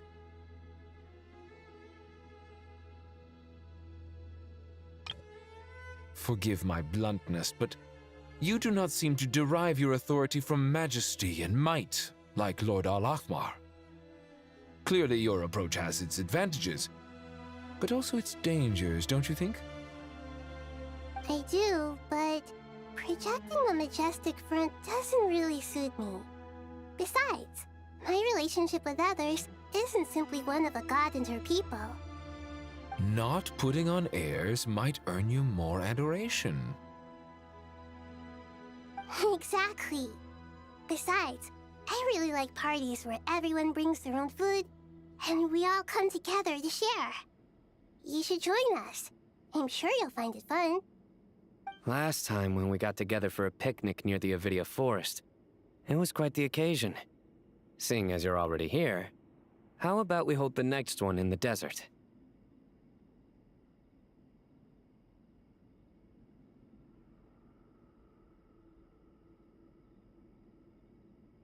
Can we do that? Wouldn't Tainari have to transport a ton of drinking water? Don't worry, I can help out. Layla, would you like to join us next time? Me? Sure. The more the merrier. That way we... Don't take this the wrong way. I just think you should know. When it comes to passing the time, chess is more our thing.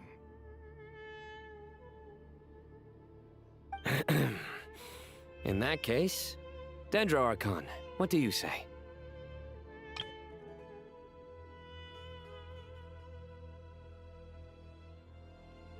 If I were to compete against you, I can't say with certainty I'd win, but I certainly wouldn't mind giving it a shot.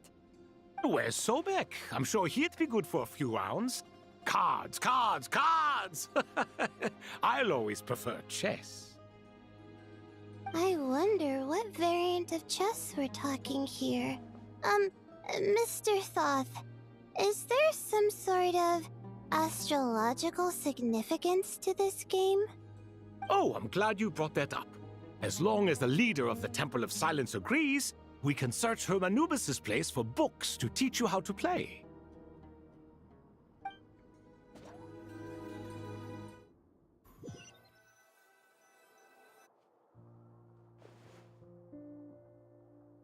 Such devastation visited on Sumeru City. So many houses destroyed or damaged in the fighting. Who could have foreseen this? Look at all of this. It's going to take me forever to tidy up. I suppose living below the academia doesn't always work out to your advantage. I would have thought a little appreciation of my sincerity and effort in helping to clean up this mess might be in order. Helping? Effort? This is your house! Of course you should be putting in the effort! If anything, I'm the one who's helping! So you see yourself as just a helper in this situation. I must admit, I'm rather shocked. If you're trying to say that since I live here too, I have an obligation to tidy up, fine. I suppose I do. Wait a second, stop changing the subject!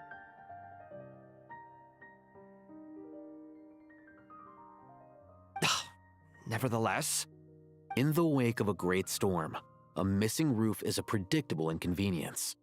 can you stop making it seem like I care more about this house than you do? Doesn't it upset you at all to see your home in this state? I won't pretend it's ideal, but that's no reason to be upset.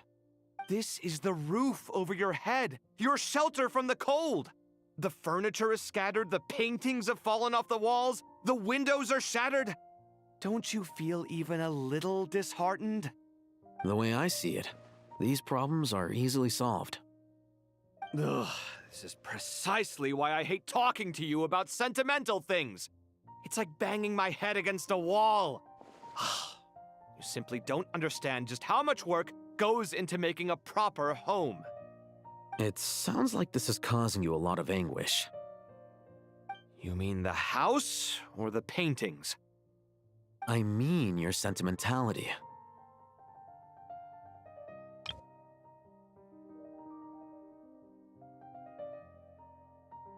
Oh, well, yes. But I'd rather not dwell on such things right now. Generally speaking, when anguish becomes the norm, people usually make an attempt to improve their situation. But there are so many people and things in life that are difficult to change. It's not like you can force them. Besides, anguish can be a source of inspiration. And I'm Not sure I could break my reliance on it. I'm glad you're able to make yourself think like that. What kind of a response is that? I was stating a profound truth about the very nature of art. Suffering is the cradle of all creation. Even you can't deny that.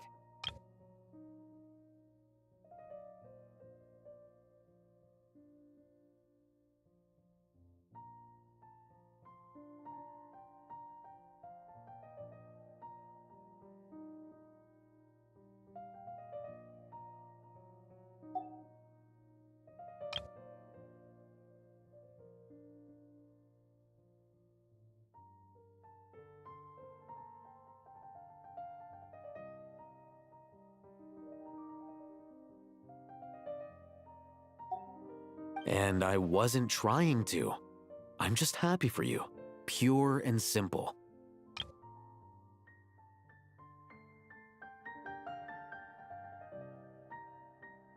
Generally speaking, when anguish becomes the norm, people usually make an attempt to improve their situation. It sounds like this is causing you a lot of anguish. Ugh, this is precisely why I hate talk. I mean your sentimentality. Oh, well, but there are so many people and things in life that are anguish can be a source of inspiration. I'm glad you're able to make your... And I wasn't trying to. What kind of a response is that? I was stating a profound truth. I'm glad you're able to make yourself think like that. Happy about what? Happy that you can always find an answer that backs up your views. You... More often than not, life is a process of running into problems and then searching for answers. Yours more than most. Not everyone's so good at justifying things to themselves. It's something that you've been steadily mastering. Huh. What about you, then? What skills have you been mastering lately? Pass me that box. Huh? Okay. You may consider this my progress on the path to mastery. What? Wait a second. Isn't that box mine? Hey, it is! It must have fallen off that shelf. I'll hate them. Those are my paints and inks. Would you like me to put it in your bedroom for you?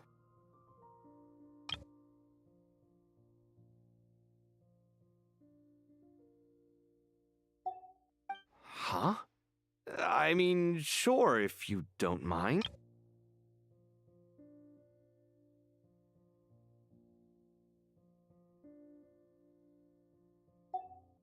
What kind of progress is this? Does he think he can bribe me? Not that giving me back my own things is much of a bribe. These books on the floor, they're a complete mess. And this one, didn't he say it was an out-of-print collectible? It's completely covered in dust, and some of its pages have even fallen out.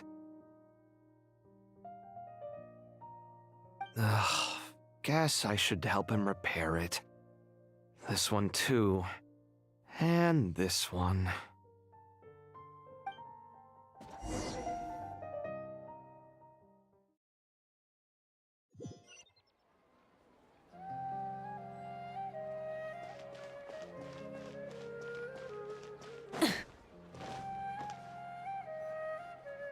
Local sumter beasts, imported goods, such a bright future ahead. I can picture the Mora just rolling in.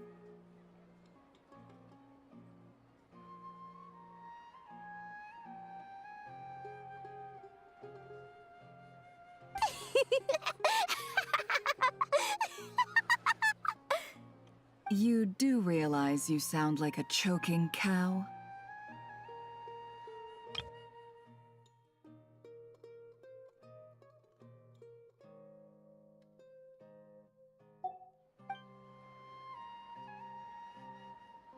It's called being imposing.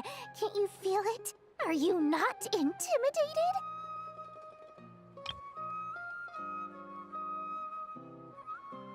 Oh, I'm positively shaking in my sandals. What commands do you have for me, oh mighty Lord Sangamabe? You... You've got a lot of nerve, Nefer. You went and told Candace and the others everything, didn't you? Seriously, do you have any idea how differently they see me now? Surely that's a good thing. I presume they're more disposed to actually like you now, maybe even view you as a friend. You traded my secret for sympathy! Thanks to you, I've lost every last shred of my mercantile majesty. How am I supposed to make anyone think I'm a big, scary investor now? The dark days of Lord Sangama Bay are behind you. Why not take this chance to make a few honest friends? Speaking of friends, since when did the notorious Lady Nefer gain such an admiration for holier-than-thou types? A moon chanter here, an angel there? Who'd have thought it?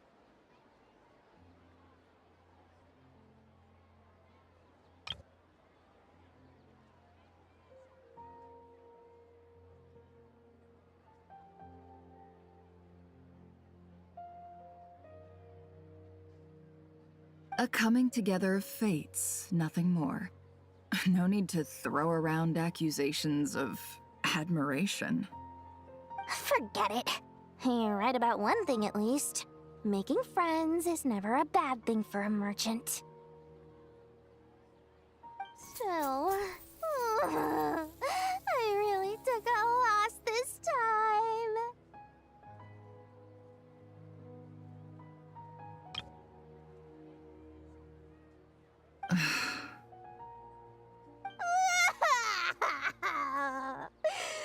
What are you looking at? I'm trying to see if you're really crying or if those are just crocodile tears. A little birdie told me that when Lord Sangama Bay makes money, the tears flow from the center of her eyes. But when she loses it, they flow from the corners. Which is it this time? Ugh, you are so annoying. I'm not talking to you anymore. Nefer! Thank goodness you're here. I've been looking everywhere for you.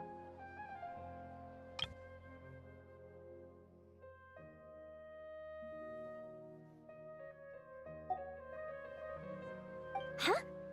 Well. If it isn't the House of Dana's very own librarian. What can I offer you today, Miss Katayun?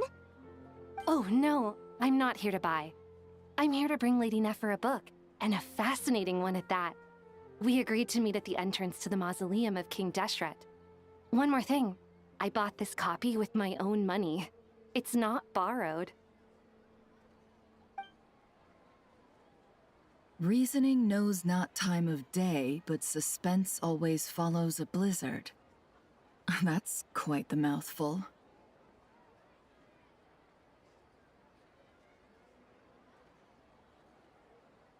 Huh? Isn't that the one that...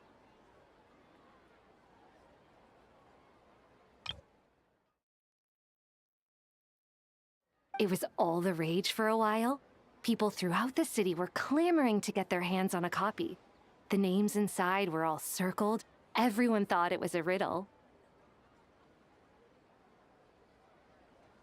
Don't bring up that book in my presence. I don't even want to hear its name. That thing was nothing but a scam. Surprisingly enough, I've actually heard of this book, though it doesn't seem of much consequence. So, what truth lies behind it? You're from the Vahumana and you're asking me what the truth is? I'd say the actual truth was about the least important part of the whole episode. I brought you this book because it probably has the most interesting backstory of any in the House of Dana's collection, at least in recent years. As for its quality, well, you can judge that for yourself. Don't tell me it's actually any good. You may not know this, Lord Sangama Bay, but Lady Nefer has a fondness for books with...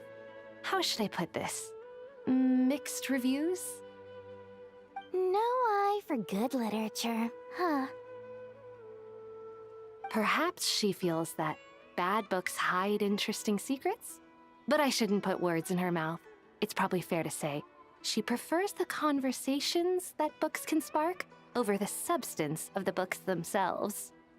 Suits my style as an intel broker, wouldn't you say? Very interesting, thank you. I'll return it to you once I'm done reading. And as it happens, I have something for you, too. Incense? I imagine you've already used up the incense I gave you last time. Here's some more. This batch is from Nodcry, so the scent won't be quite the same.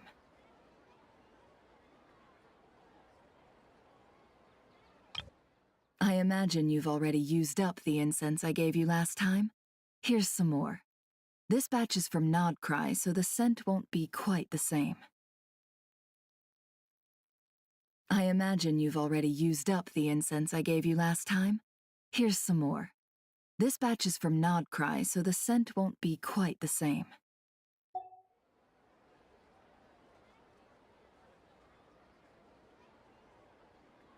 Well, actually, I've been saving the incense you gave me.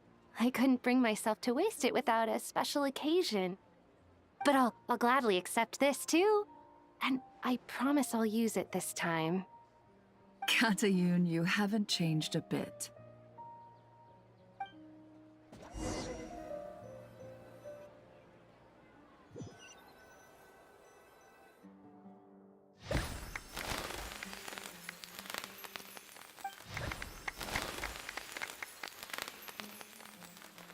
Congratulations, Kale. Well done, Kale. After studying for so long, you've finally become a full-fledged ranger. Sure hasn't been easy for you, huh? This really is fantastic news. All grown up. No longer a trainee, but an official forest ranger. Oh, the next step is to secure tenure in the academia. Thanks, everyone. It's true. I'm an official forest ranger now. Master Tainari, thank you for your guidance and support. I wish Mr. Sino were here so I could thank him too. Sino had a matter to attend to at the Temple of Silence. I don't imagine he'll be back for some time. But don't worry, we can celebrate together once he's finished. I'm afraid the party will have to wait. Kale still has some matters to attend to first. Kale? Is everything all right? No, it's not what you think. There's nothing wrong with my health. I just have a few things I need to deal with.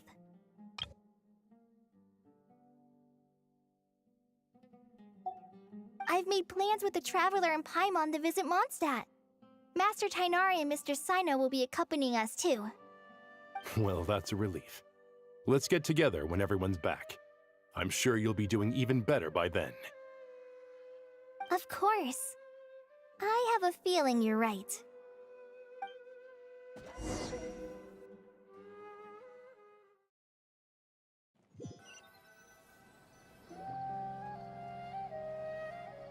Phew! After all that catching up on sleep and food, Paimon's feeling full of vim and vigor again.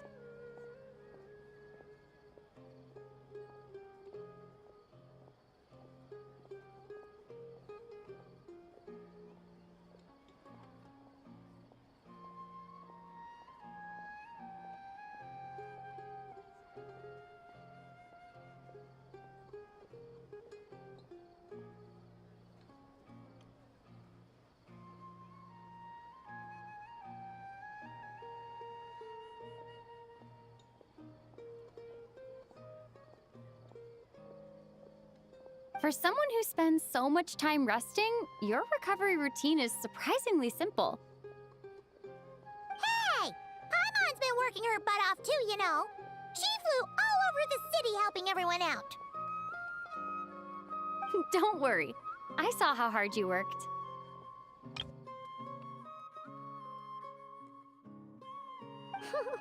Alright, we all know you're the most hardworking person in Teyvat. As long as you're rested and full, that's what really matters. Paimon's been looking around the place, and it seems like the city's already on the mend. But Paimon's been wondering how Nahida's doing. We should check in on her.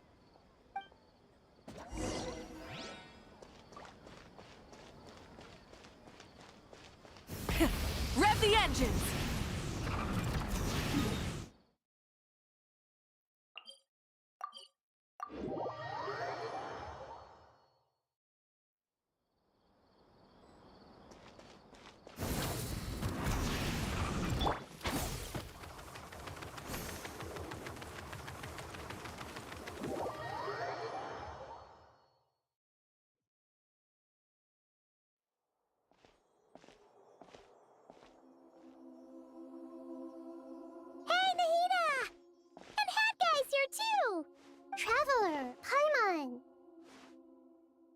what's going on here?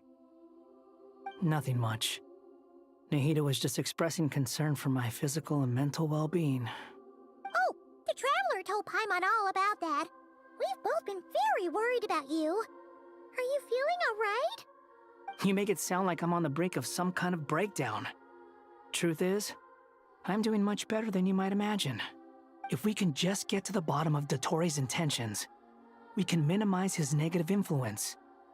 That's the sort of thing I excel at. Just listen to that newfound optimism. It seems like having you enroll in the Vahumana was a truly inspired move. I can really see the positive influence. Observe, a classic Sumeru specialty. Chalking everything up to education and learning. To be honest, even I can sense the change in you. Everything Dottore said to you was a way to manipulate your mind. Fortunately, you're no longer under his sway. Can someone as old as me really continue to grow? If it helps, just think of yourself as a late bloomer. It's all a matter of phrasing, and it comes down to what standards you measure yourself by. For a puppet, developing at such an age is perfectly normal. But if you choose to call yourself a late bloomer, it sounds more like you consider yourself human.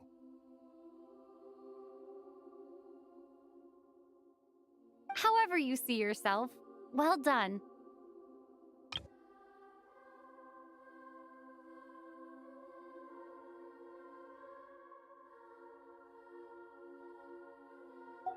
All right, I see what you mean. Anyway, what's your next step?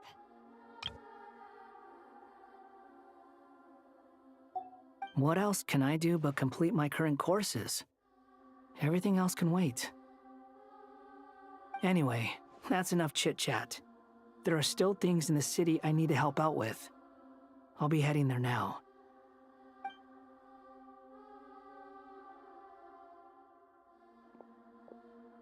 Paimon's so happy that Hat Guy is doing better than we thought.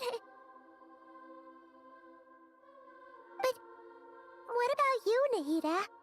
How are you holding up? The pyronosis burned down the corrupted Irminsul. The flames blazed for 7 days and 7 nights before they finally subsided. All that was left were the parts underground. Now, Aru shoulders the responsibilities that once belonged to Irminsul. The situation was contained before it got out of hand, so Tevat's most vital information has largely been preserved. Irminsul has a strong influence over you, doesn't it? How will you cope now that it's gone? There is no need to worry.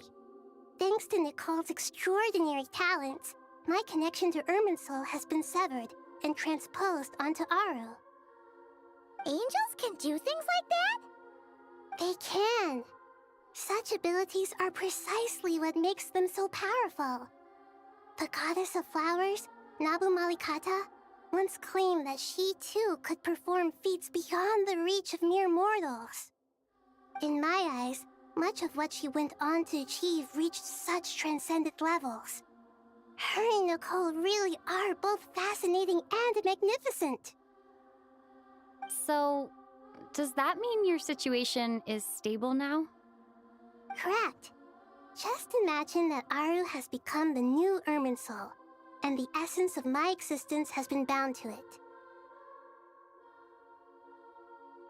The wisdom of Sumeru has ultimately converged into a single, unified entity. Should we ascribe this all to fate, or is it merely fortune? Whatever it is, the important thing is that you're okay, Nahida. Dendro Archon, Lesser Lord Kusanali. Oh, thank goodness you're here.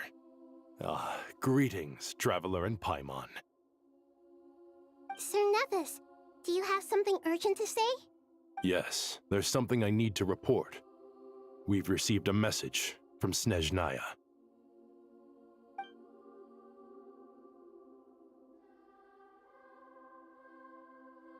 The Fatui Harbinger, the rooster, sends us his sympathies, along with all the usual pleasantries. His stance is that, following the unrest and nod cry, Dottore was subjected to internal censure. This madness was the act of a rogue element, one who cannot be seen to represent the Zapoliarni Palace.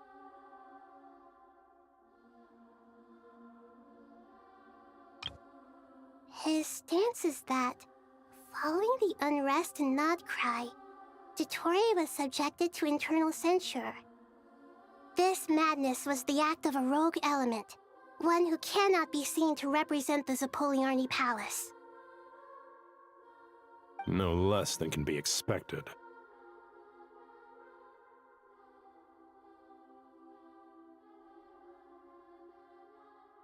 Snezhnaya paid a heavy price working to stop him. They even lost one of their own harbingers.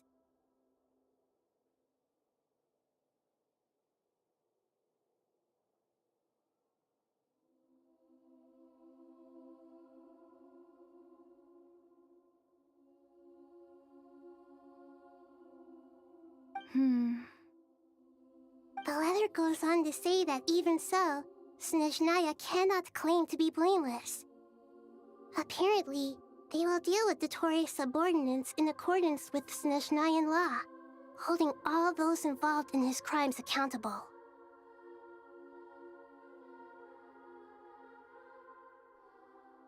Additionally, they are supplying relief funds and supplies, which are already en route. They hope this will aid in Sumeru's reconstruction. Sounds like he's got an answer for everything.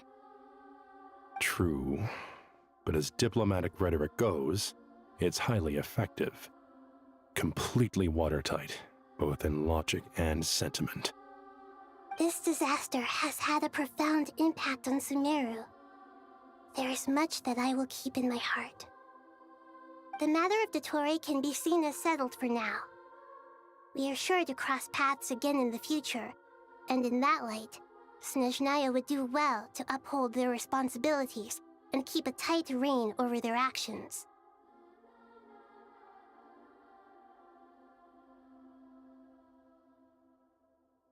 With Irminsul burned, the flow of fate now carries many more possibilities.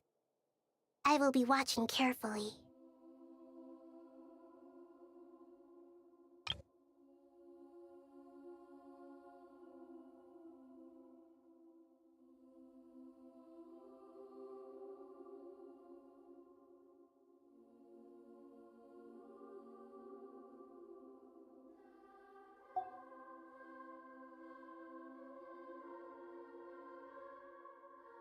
Perhaps we can move on to a less serious matter? Dendro Archon, will you eat with us once this matter is dealt with? Everyone wishes to celebrate together. Your presence would be most welcome. Of course! Junior Zod, Sino, and Hypatia all told me the same thing. If there isn't enough room for everyone, we can arrange back-to-back feasts. What a wonderful idea. That just leaves the question of what we should eat. Not more tomatoes, surely. More? Dendro Archon, what do you mean by more tomatoes? Those good friends of yours are always talking about tomatoes. Sometimes when I'm walking through the city, I can even hear them arguing in the fields. Since you see them so often, you must hear about tomatoes even more than I do. Tomatoes. Tomatoes. The word has a certain magic to it. Like the autumn fur of a sumpter beast swirling in the wind, sometimes flying up my nose. Tomatoes. What can we make with tomatoes? Wait, why tomatoes? Take your time, there's no need to rush. The Traveler, Paimon, and I still have somewhere we need to visit. You'll have plenty of time to think it over before I return.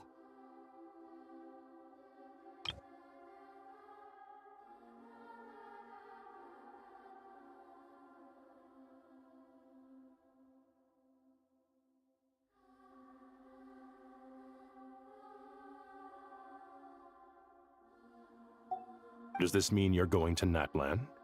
Meet them there in person. It will require a long journey. I know. But this is necessary. I must go myself. Traveler, Paimon, we'll set off as soon as you're ready. Is that all right? Sure. We'll be ready whenever you are. You'll hear no objections from Paimon. We should grab some snacks along the way, though. It'll be just like going on a long holiday. Wonderful. I'm looking forward to this so much.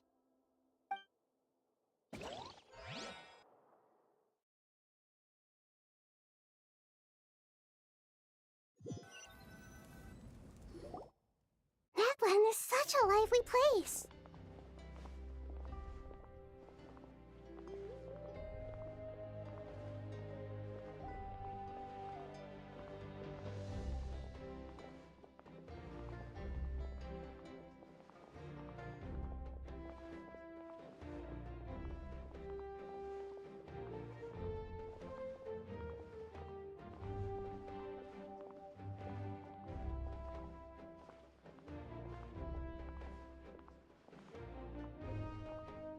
Super cheerful and positive, too. I can see that. There are people outside exercising at all hours. Such a healthy way of life. You came. Welcome, welcome. You must be hungry from your journey. Would you like something to eat? Oh, thanks, but no thanks. We've been eating the whole way here. We had a mushroom platter, Sab's meat stew, butter braised chicken, Hadasara pudding. Paimon's positively stuffed. All right, all right. No need for all that detail. I'm starting to get hungry myself. Maybe later then. We can wait till everyone's got an appetite. Then I'll head out for a meal together. Sounds like a plan. Let's find somewhere to sit down.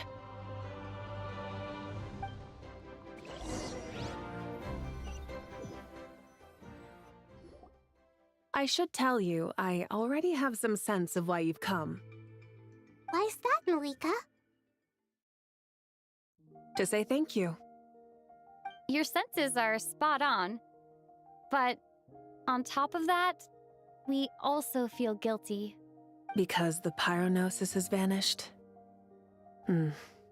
I sensed its loss. Despite scouring through the remnants of Irminsul, we couldn't find any sign of the pyronosis. Not even any trace of it burning to ash. That's certainly unusual. Still, the potential fallout from Irminsul's loss is significant, to say the least. Perhaps the pyronosis's disappearance is simply a knock-on effect of the impact it's had on a certain strand of fate.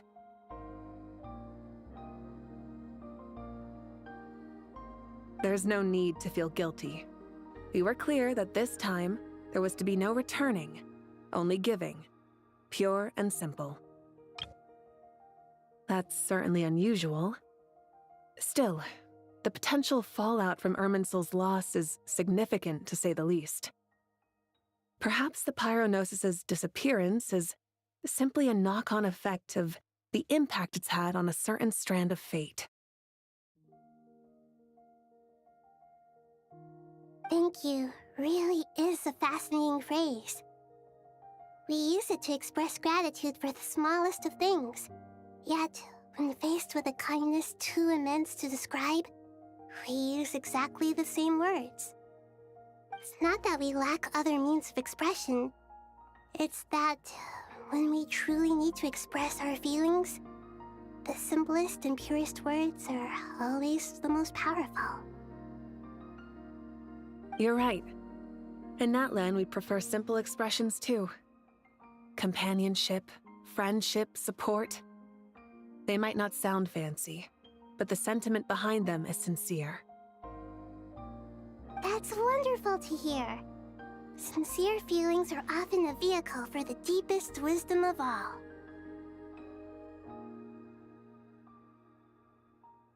Irminsul's destruction doesn't seem to have done you much harm. I'm glad to see you're doing well. There's still a lot of work to do, but before we begin, we felt it was important to come here and speak with you.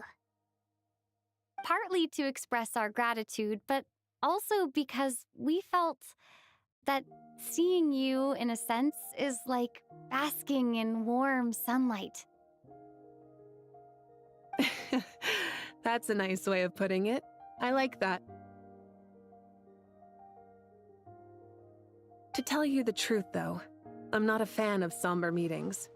So, since there's nothing more to say, why don't we go bask in some actual sunlight? The weather's beautiful today.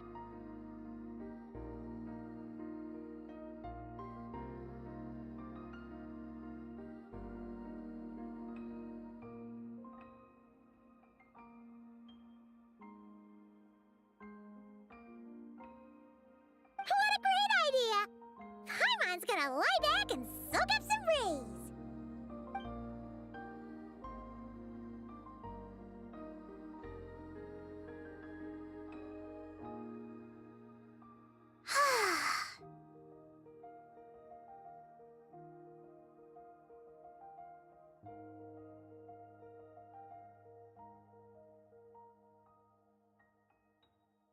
In that case, I think I'll lie down for a bit too before we head to our next stop.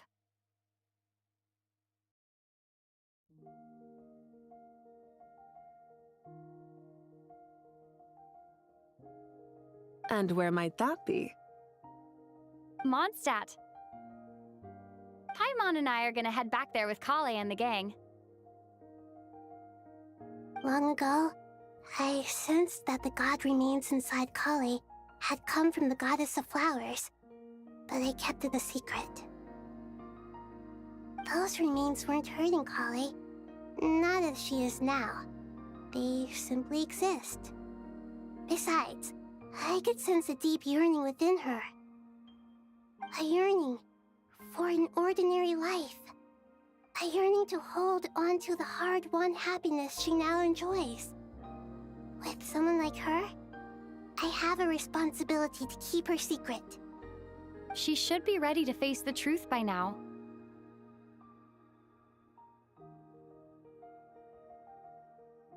Whenever people meet, there is always the potential to create warmth and kindness.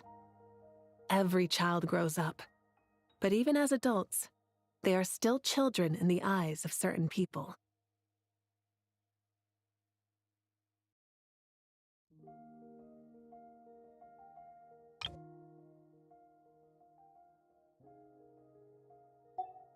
Oh, just like how Paimon sometimes sees Nahida as a little kid. Is that so? Well, anyone who's friends with a kid is probably a kid themselves. Of course! And there's nothing wrong with that. When we get back, we'll actually be hanging out with another of our friends who happens to be a kid. Or more like looking after, in her case. Anyway, we'll always be there to watch out for our friends. Dear Sucrose, when you receive this letter, I'll probably be as busy as always. But busy with wonderful things. That's because I'm no longer a trainee.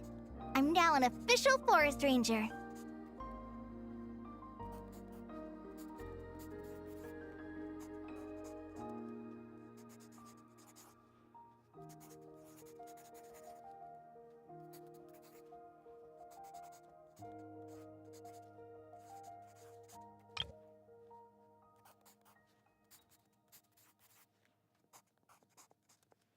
Impressive, right?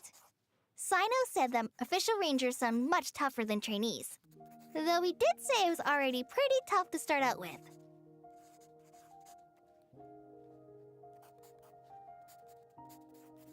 You probably heard that something big happened in Sumeru recently. Don't worry, it's all been taken care of. We're heading to Mondstadt soon, so if you're free, maybe we could meet up? Plus, it's not just me. A few of us are going. Hey, do you still remember that time we all got together? You know, when we all went to the Windbloom Festival? It'll be just like that.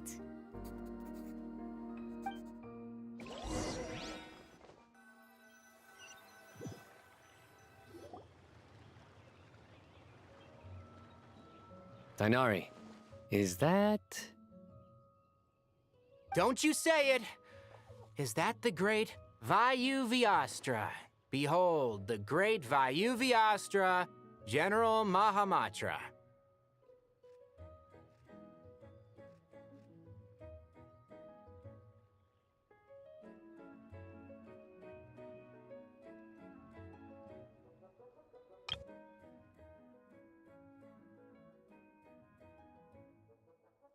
Don't you say it! Is that the great Vayu Vyastra? Behold, the great Vayu Vyastra, General Mahamatra.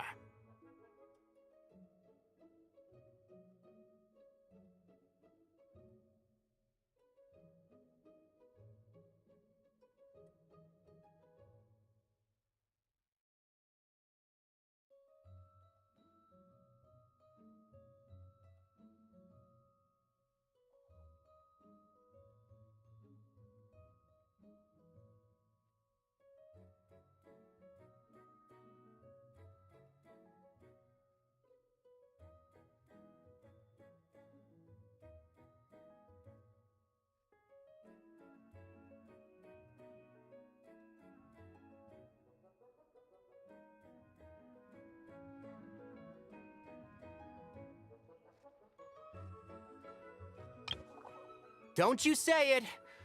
Is that the great Vayu Vyastra? Behold, the great Vayu Vyastra, General Mahamatra. How times have changed. I wasn't expecting you to beat me to the punchline. You've changed. You've really upped the aggression in your battle against Sino's jokes. Kale, how did you know what I was going to say? Kale, how did... You've really upped the aggression in your battle against Sino's jokes. You've really upped the aggression in your battle against Sino's jokes. For the love of... Hey! Traveler! Paimon, you're right on time! I hope we haven't kept you waiting. Kalei! Sucrose! It's been so long! How have you been? I've been well. Everything's going great. What about you? Are you still busy? Not at the moment. Oh, right! That juicer you gave us works amazing! Farzan loves it. Seriously? That's wonderful. I don't suppose you drew up a detailed test report. Oh, what fruits did you use? How's the texture of the final product? Sucrose, you might want to try asking your questions one at a time. Seriously? That's wonderful. I don't suppose you drew up a detailed test report. Oh, what fruits did you use? How's the texture of the final product?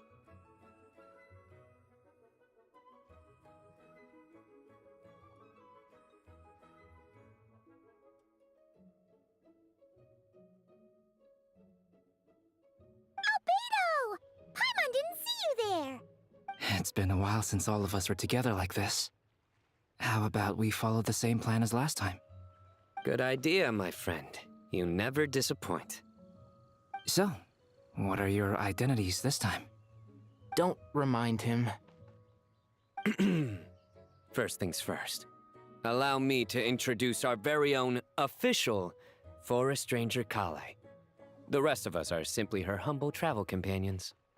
This sounds like one of those mushy stories that gets people hooked on some corny, heartwarming premise. Oh, is our story not heartwarming? If I recall correctly, there was even a scene like this in King of Invocations. Besides being heartwarming, our story's also about tough, impressive-sounding job titles. At least that's what I think.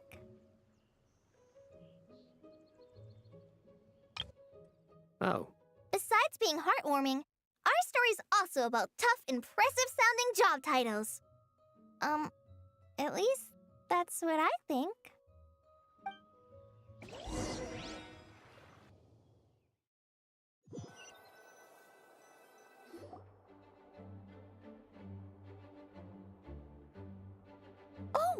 You're here already? I'm still giving Dodoko a little trim.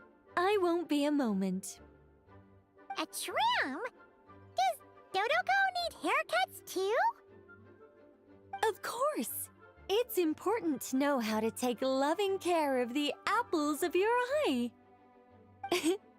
All of these trivial matters get left to me. It's because I'm an angel, and angels are, in a way, the guardians of all Teyvat. Oh, right! Well, that's definitely an impressive sounding job title. What are you writing?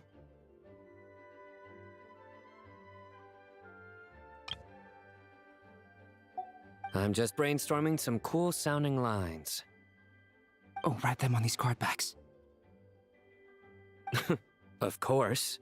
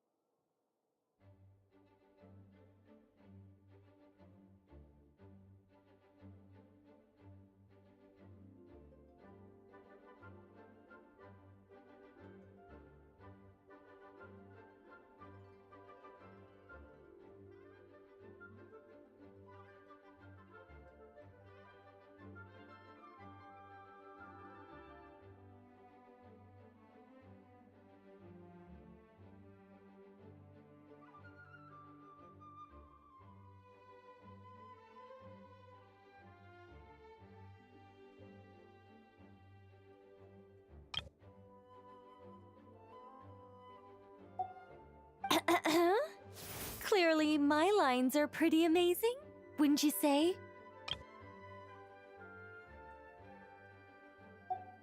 Miss Nicole. Kale? You seem a little nervous. I was just wondering, who was the person you mentioned who needed their wish fulfilled? Wish? What do you mean?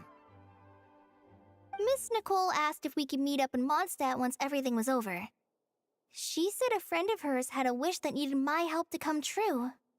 Well, you never mentioned that before. All we knew was that you'd arranged to meet in Mondstadt. But we thought it had something to do with the god remains.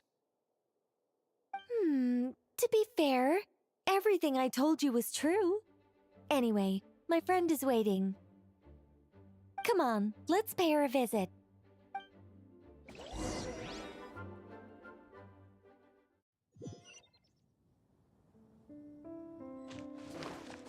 Quick as a flash!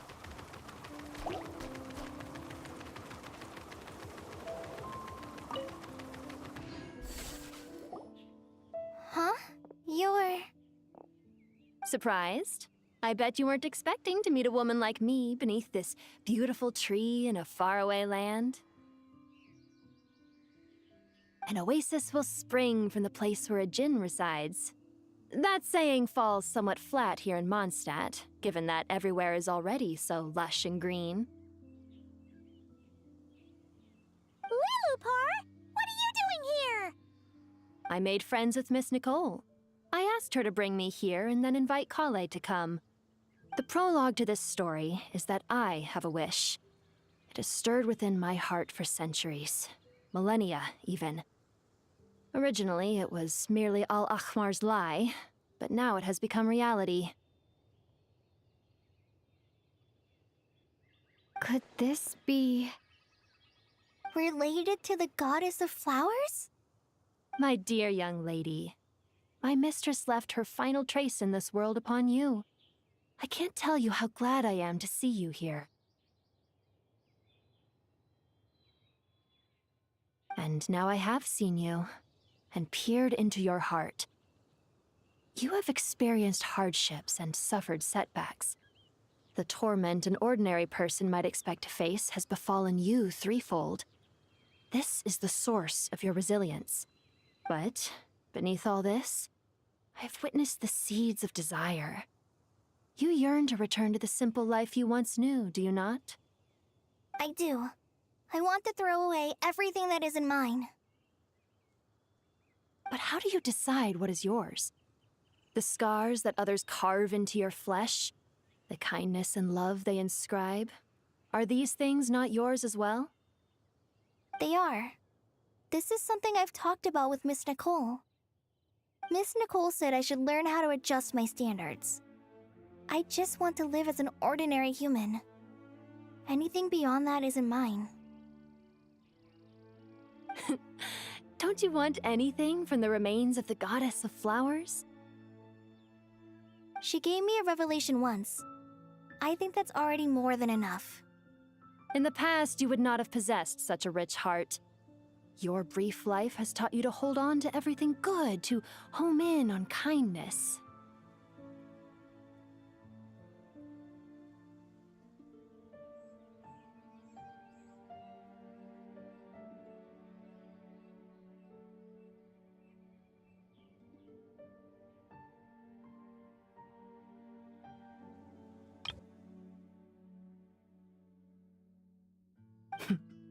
How fascinating. You're nothing like Nabu Malikata, and you're certainly not her. Of course not. I'm not some great and powerful being, Miss Lilupar. Yet I am a djinn. We exist because of the Lord of Flowers. We revere and love her. My wish is to see her one last time, to give everything for her. Kale, can you do this for me? But her remains won't be easy to remove. Are you sure this is what you want?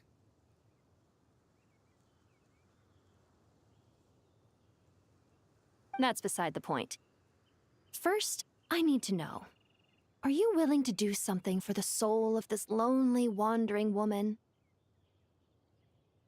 I'm willing. But look, you know nothing about me.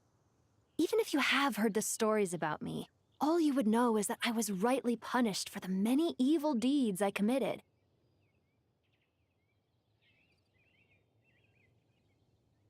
Ah, so you do know. Your lips are quivering, your eyes trembling, and still you're willing to do something for me. Life has been cruel to you, and yet you've learned to be kind. My dear young lady, to repay your kindness, I too must play my part. Are you sure about this, Lilupar? I yearn to see my mistress. For this moment, the world can burn to ashes, the universe be engulfed in flame. I care about nothing else. And you, Kale, I can give you a gift. You'll become just another ordinary human. But Miss Lilupar, what will happen to you? My wish will be fulfilled, and I can die happy.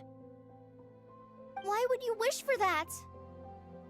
A long, unending life might seem desirable for one who has never possessed it, yet it brings torment to one who has. My remains are scattered across the yellow sands, but my soul can find no peace. Since you've promised to grant my wish, give me that release. Allow the dying to die, and let the dead rest in peace. You have my thanks. Kale, there's no pressure on you. What she said, it's all true. A wish is a genuine desire, after all. It's as if you want to use the last of your life to give me a better future. Nothing so selfless. We'll be using our futures to fulfill each other's wishes. This is a noble act, a beautiful and secret transaction between two women. I understand. Miss Lilupar, I'm ready. Close your eyes, Kale. Then open your soul. From there, I will embrace my mistress.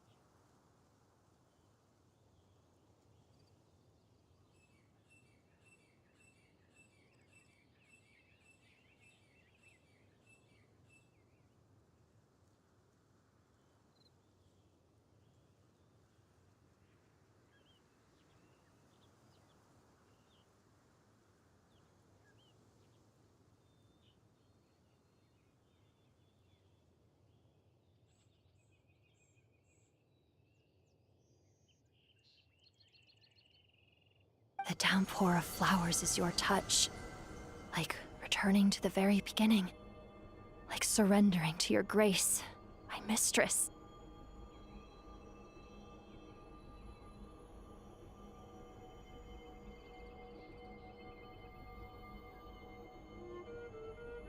People say that devotion is beautiful, yet filled with pain. How foolish of them. For me, devotion is beautiful, pure and painless. Devotion is my love.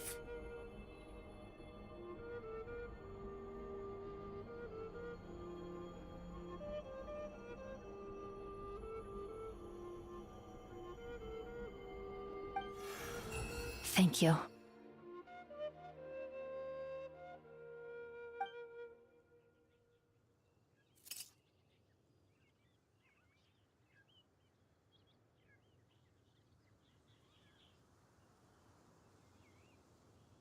Lilupar!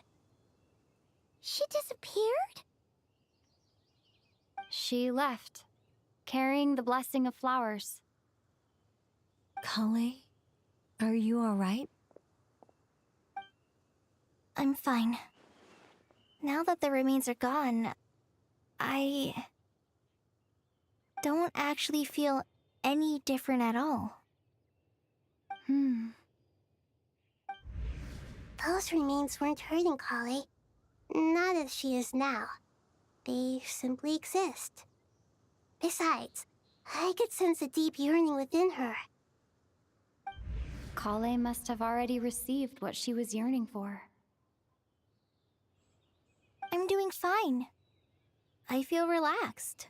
There's really no need to worry. Then my wish has come true, too. To become ordinary? That's just one of my wishes. Actually, I have a few more. For instance, I want to protect the people I meet and help them find happiness. That sort of thing. So between Miss Lilopar and me, you fulfilled 2 wishes already, and protected 2 people. Wonderful, isn't it? I feel so fantastically happy. I guess that settles things here. So what's next? What do you want to do when we get back to town? Clay, look who I've brought to see you. Hey, Kale! I heard you guys were holding some kind of secret event. How come you started without me? Huh? Oh no, it's nothing like that. We were just saying goodbye to an old friend. Really? Who? Me. The old me. So that's what this is all about. Did you come all the way to Mondstadt for that? Because we knew the old you so we could witness the change? Exactly. The old me is gone. I puffed her into the air, and she became a fluffy pink cloud, floating into the sky, before disappearing forever. Do you think, maybe up in the sky, she has friends waiting for her with test tubes, flasks, and bows? Oh, when you put it like that, it doesn't sound so bad after all. What do you think, Miss Nicole? I think maybe that's right. At least, if it were up to me, I'd consider that a happy ending.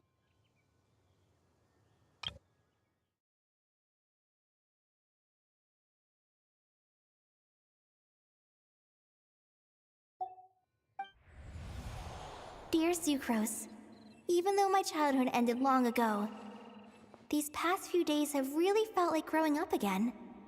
I've become stronger, and I feel like I can finally accomplish things by myself. Surely someone as mysterious as you will find a friend like this fascinating? Always growing, always thriving like a plant.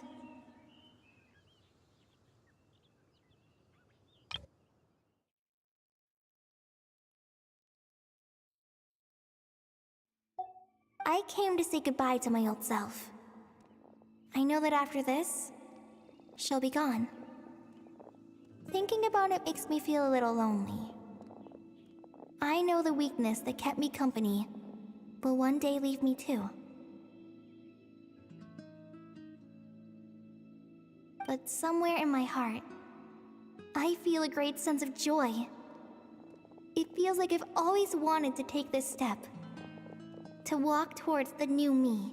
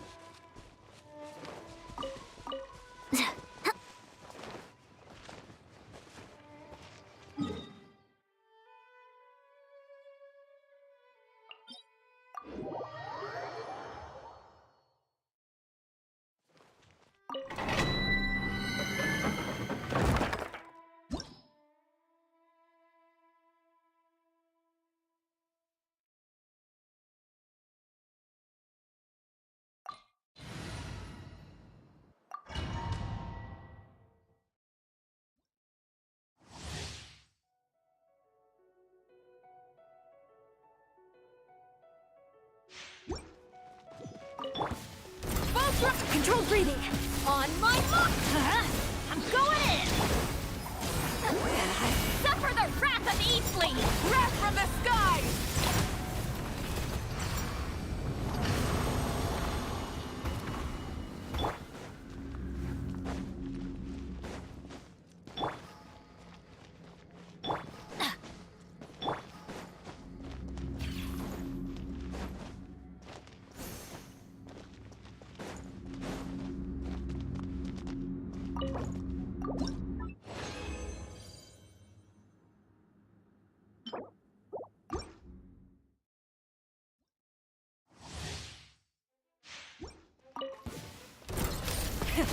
Quick as a flash! Start them! Let's light it up! Teamwork is trick! Get to work! Seat lolling! East Papa! Pyroclastic surge! Ah!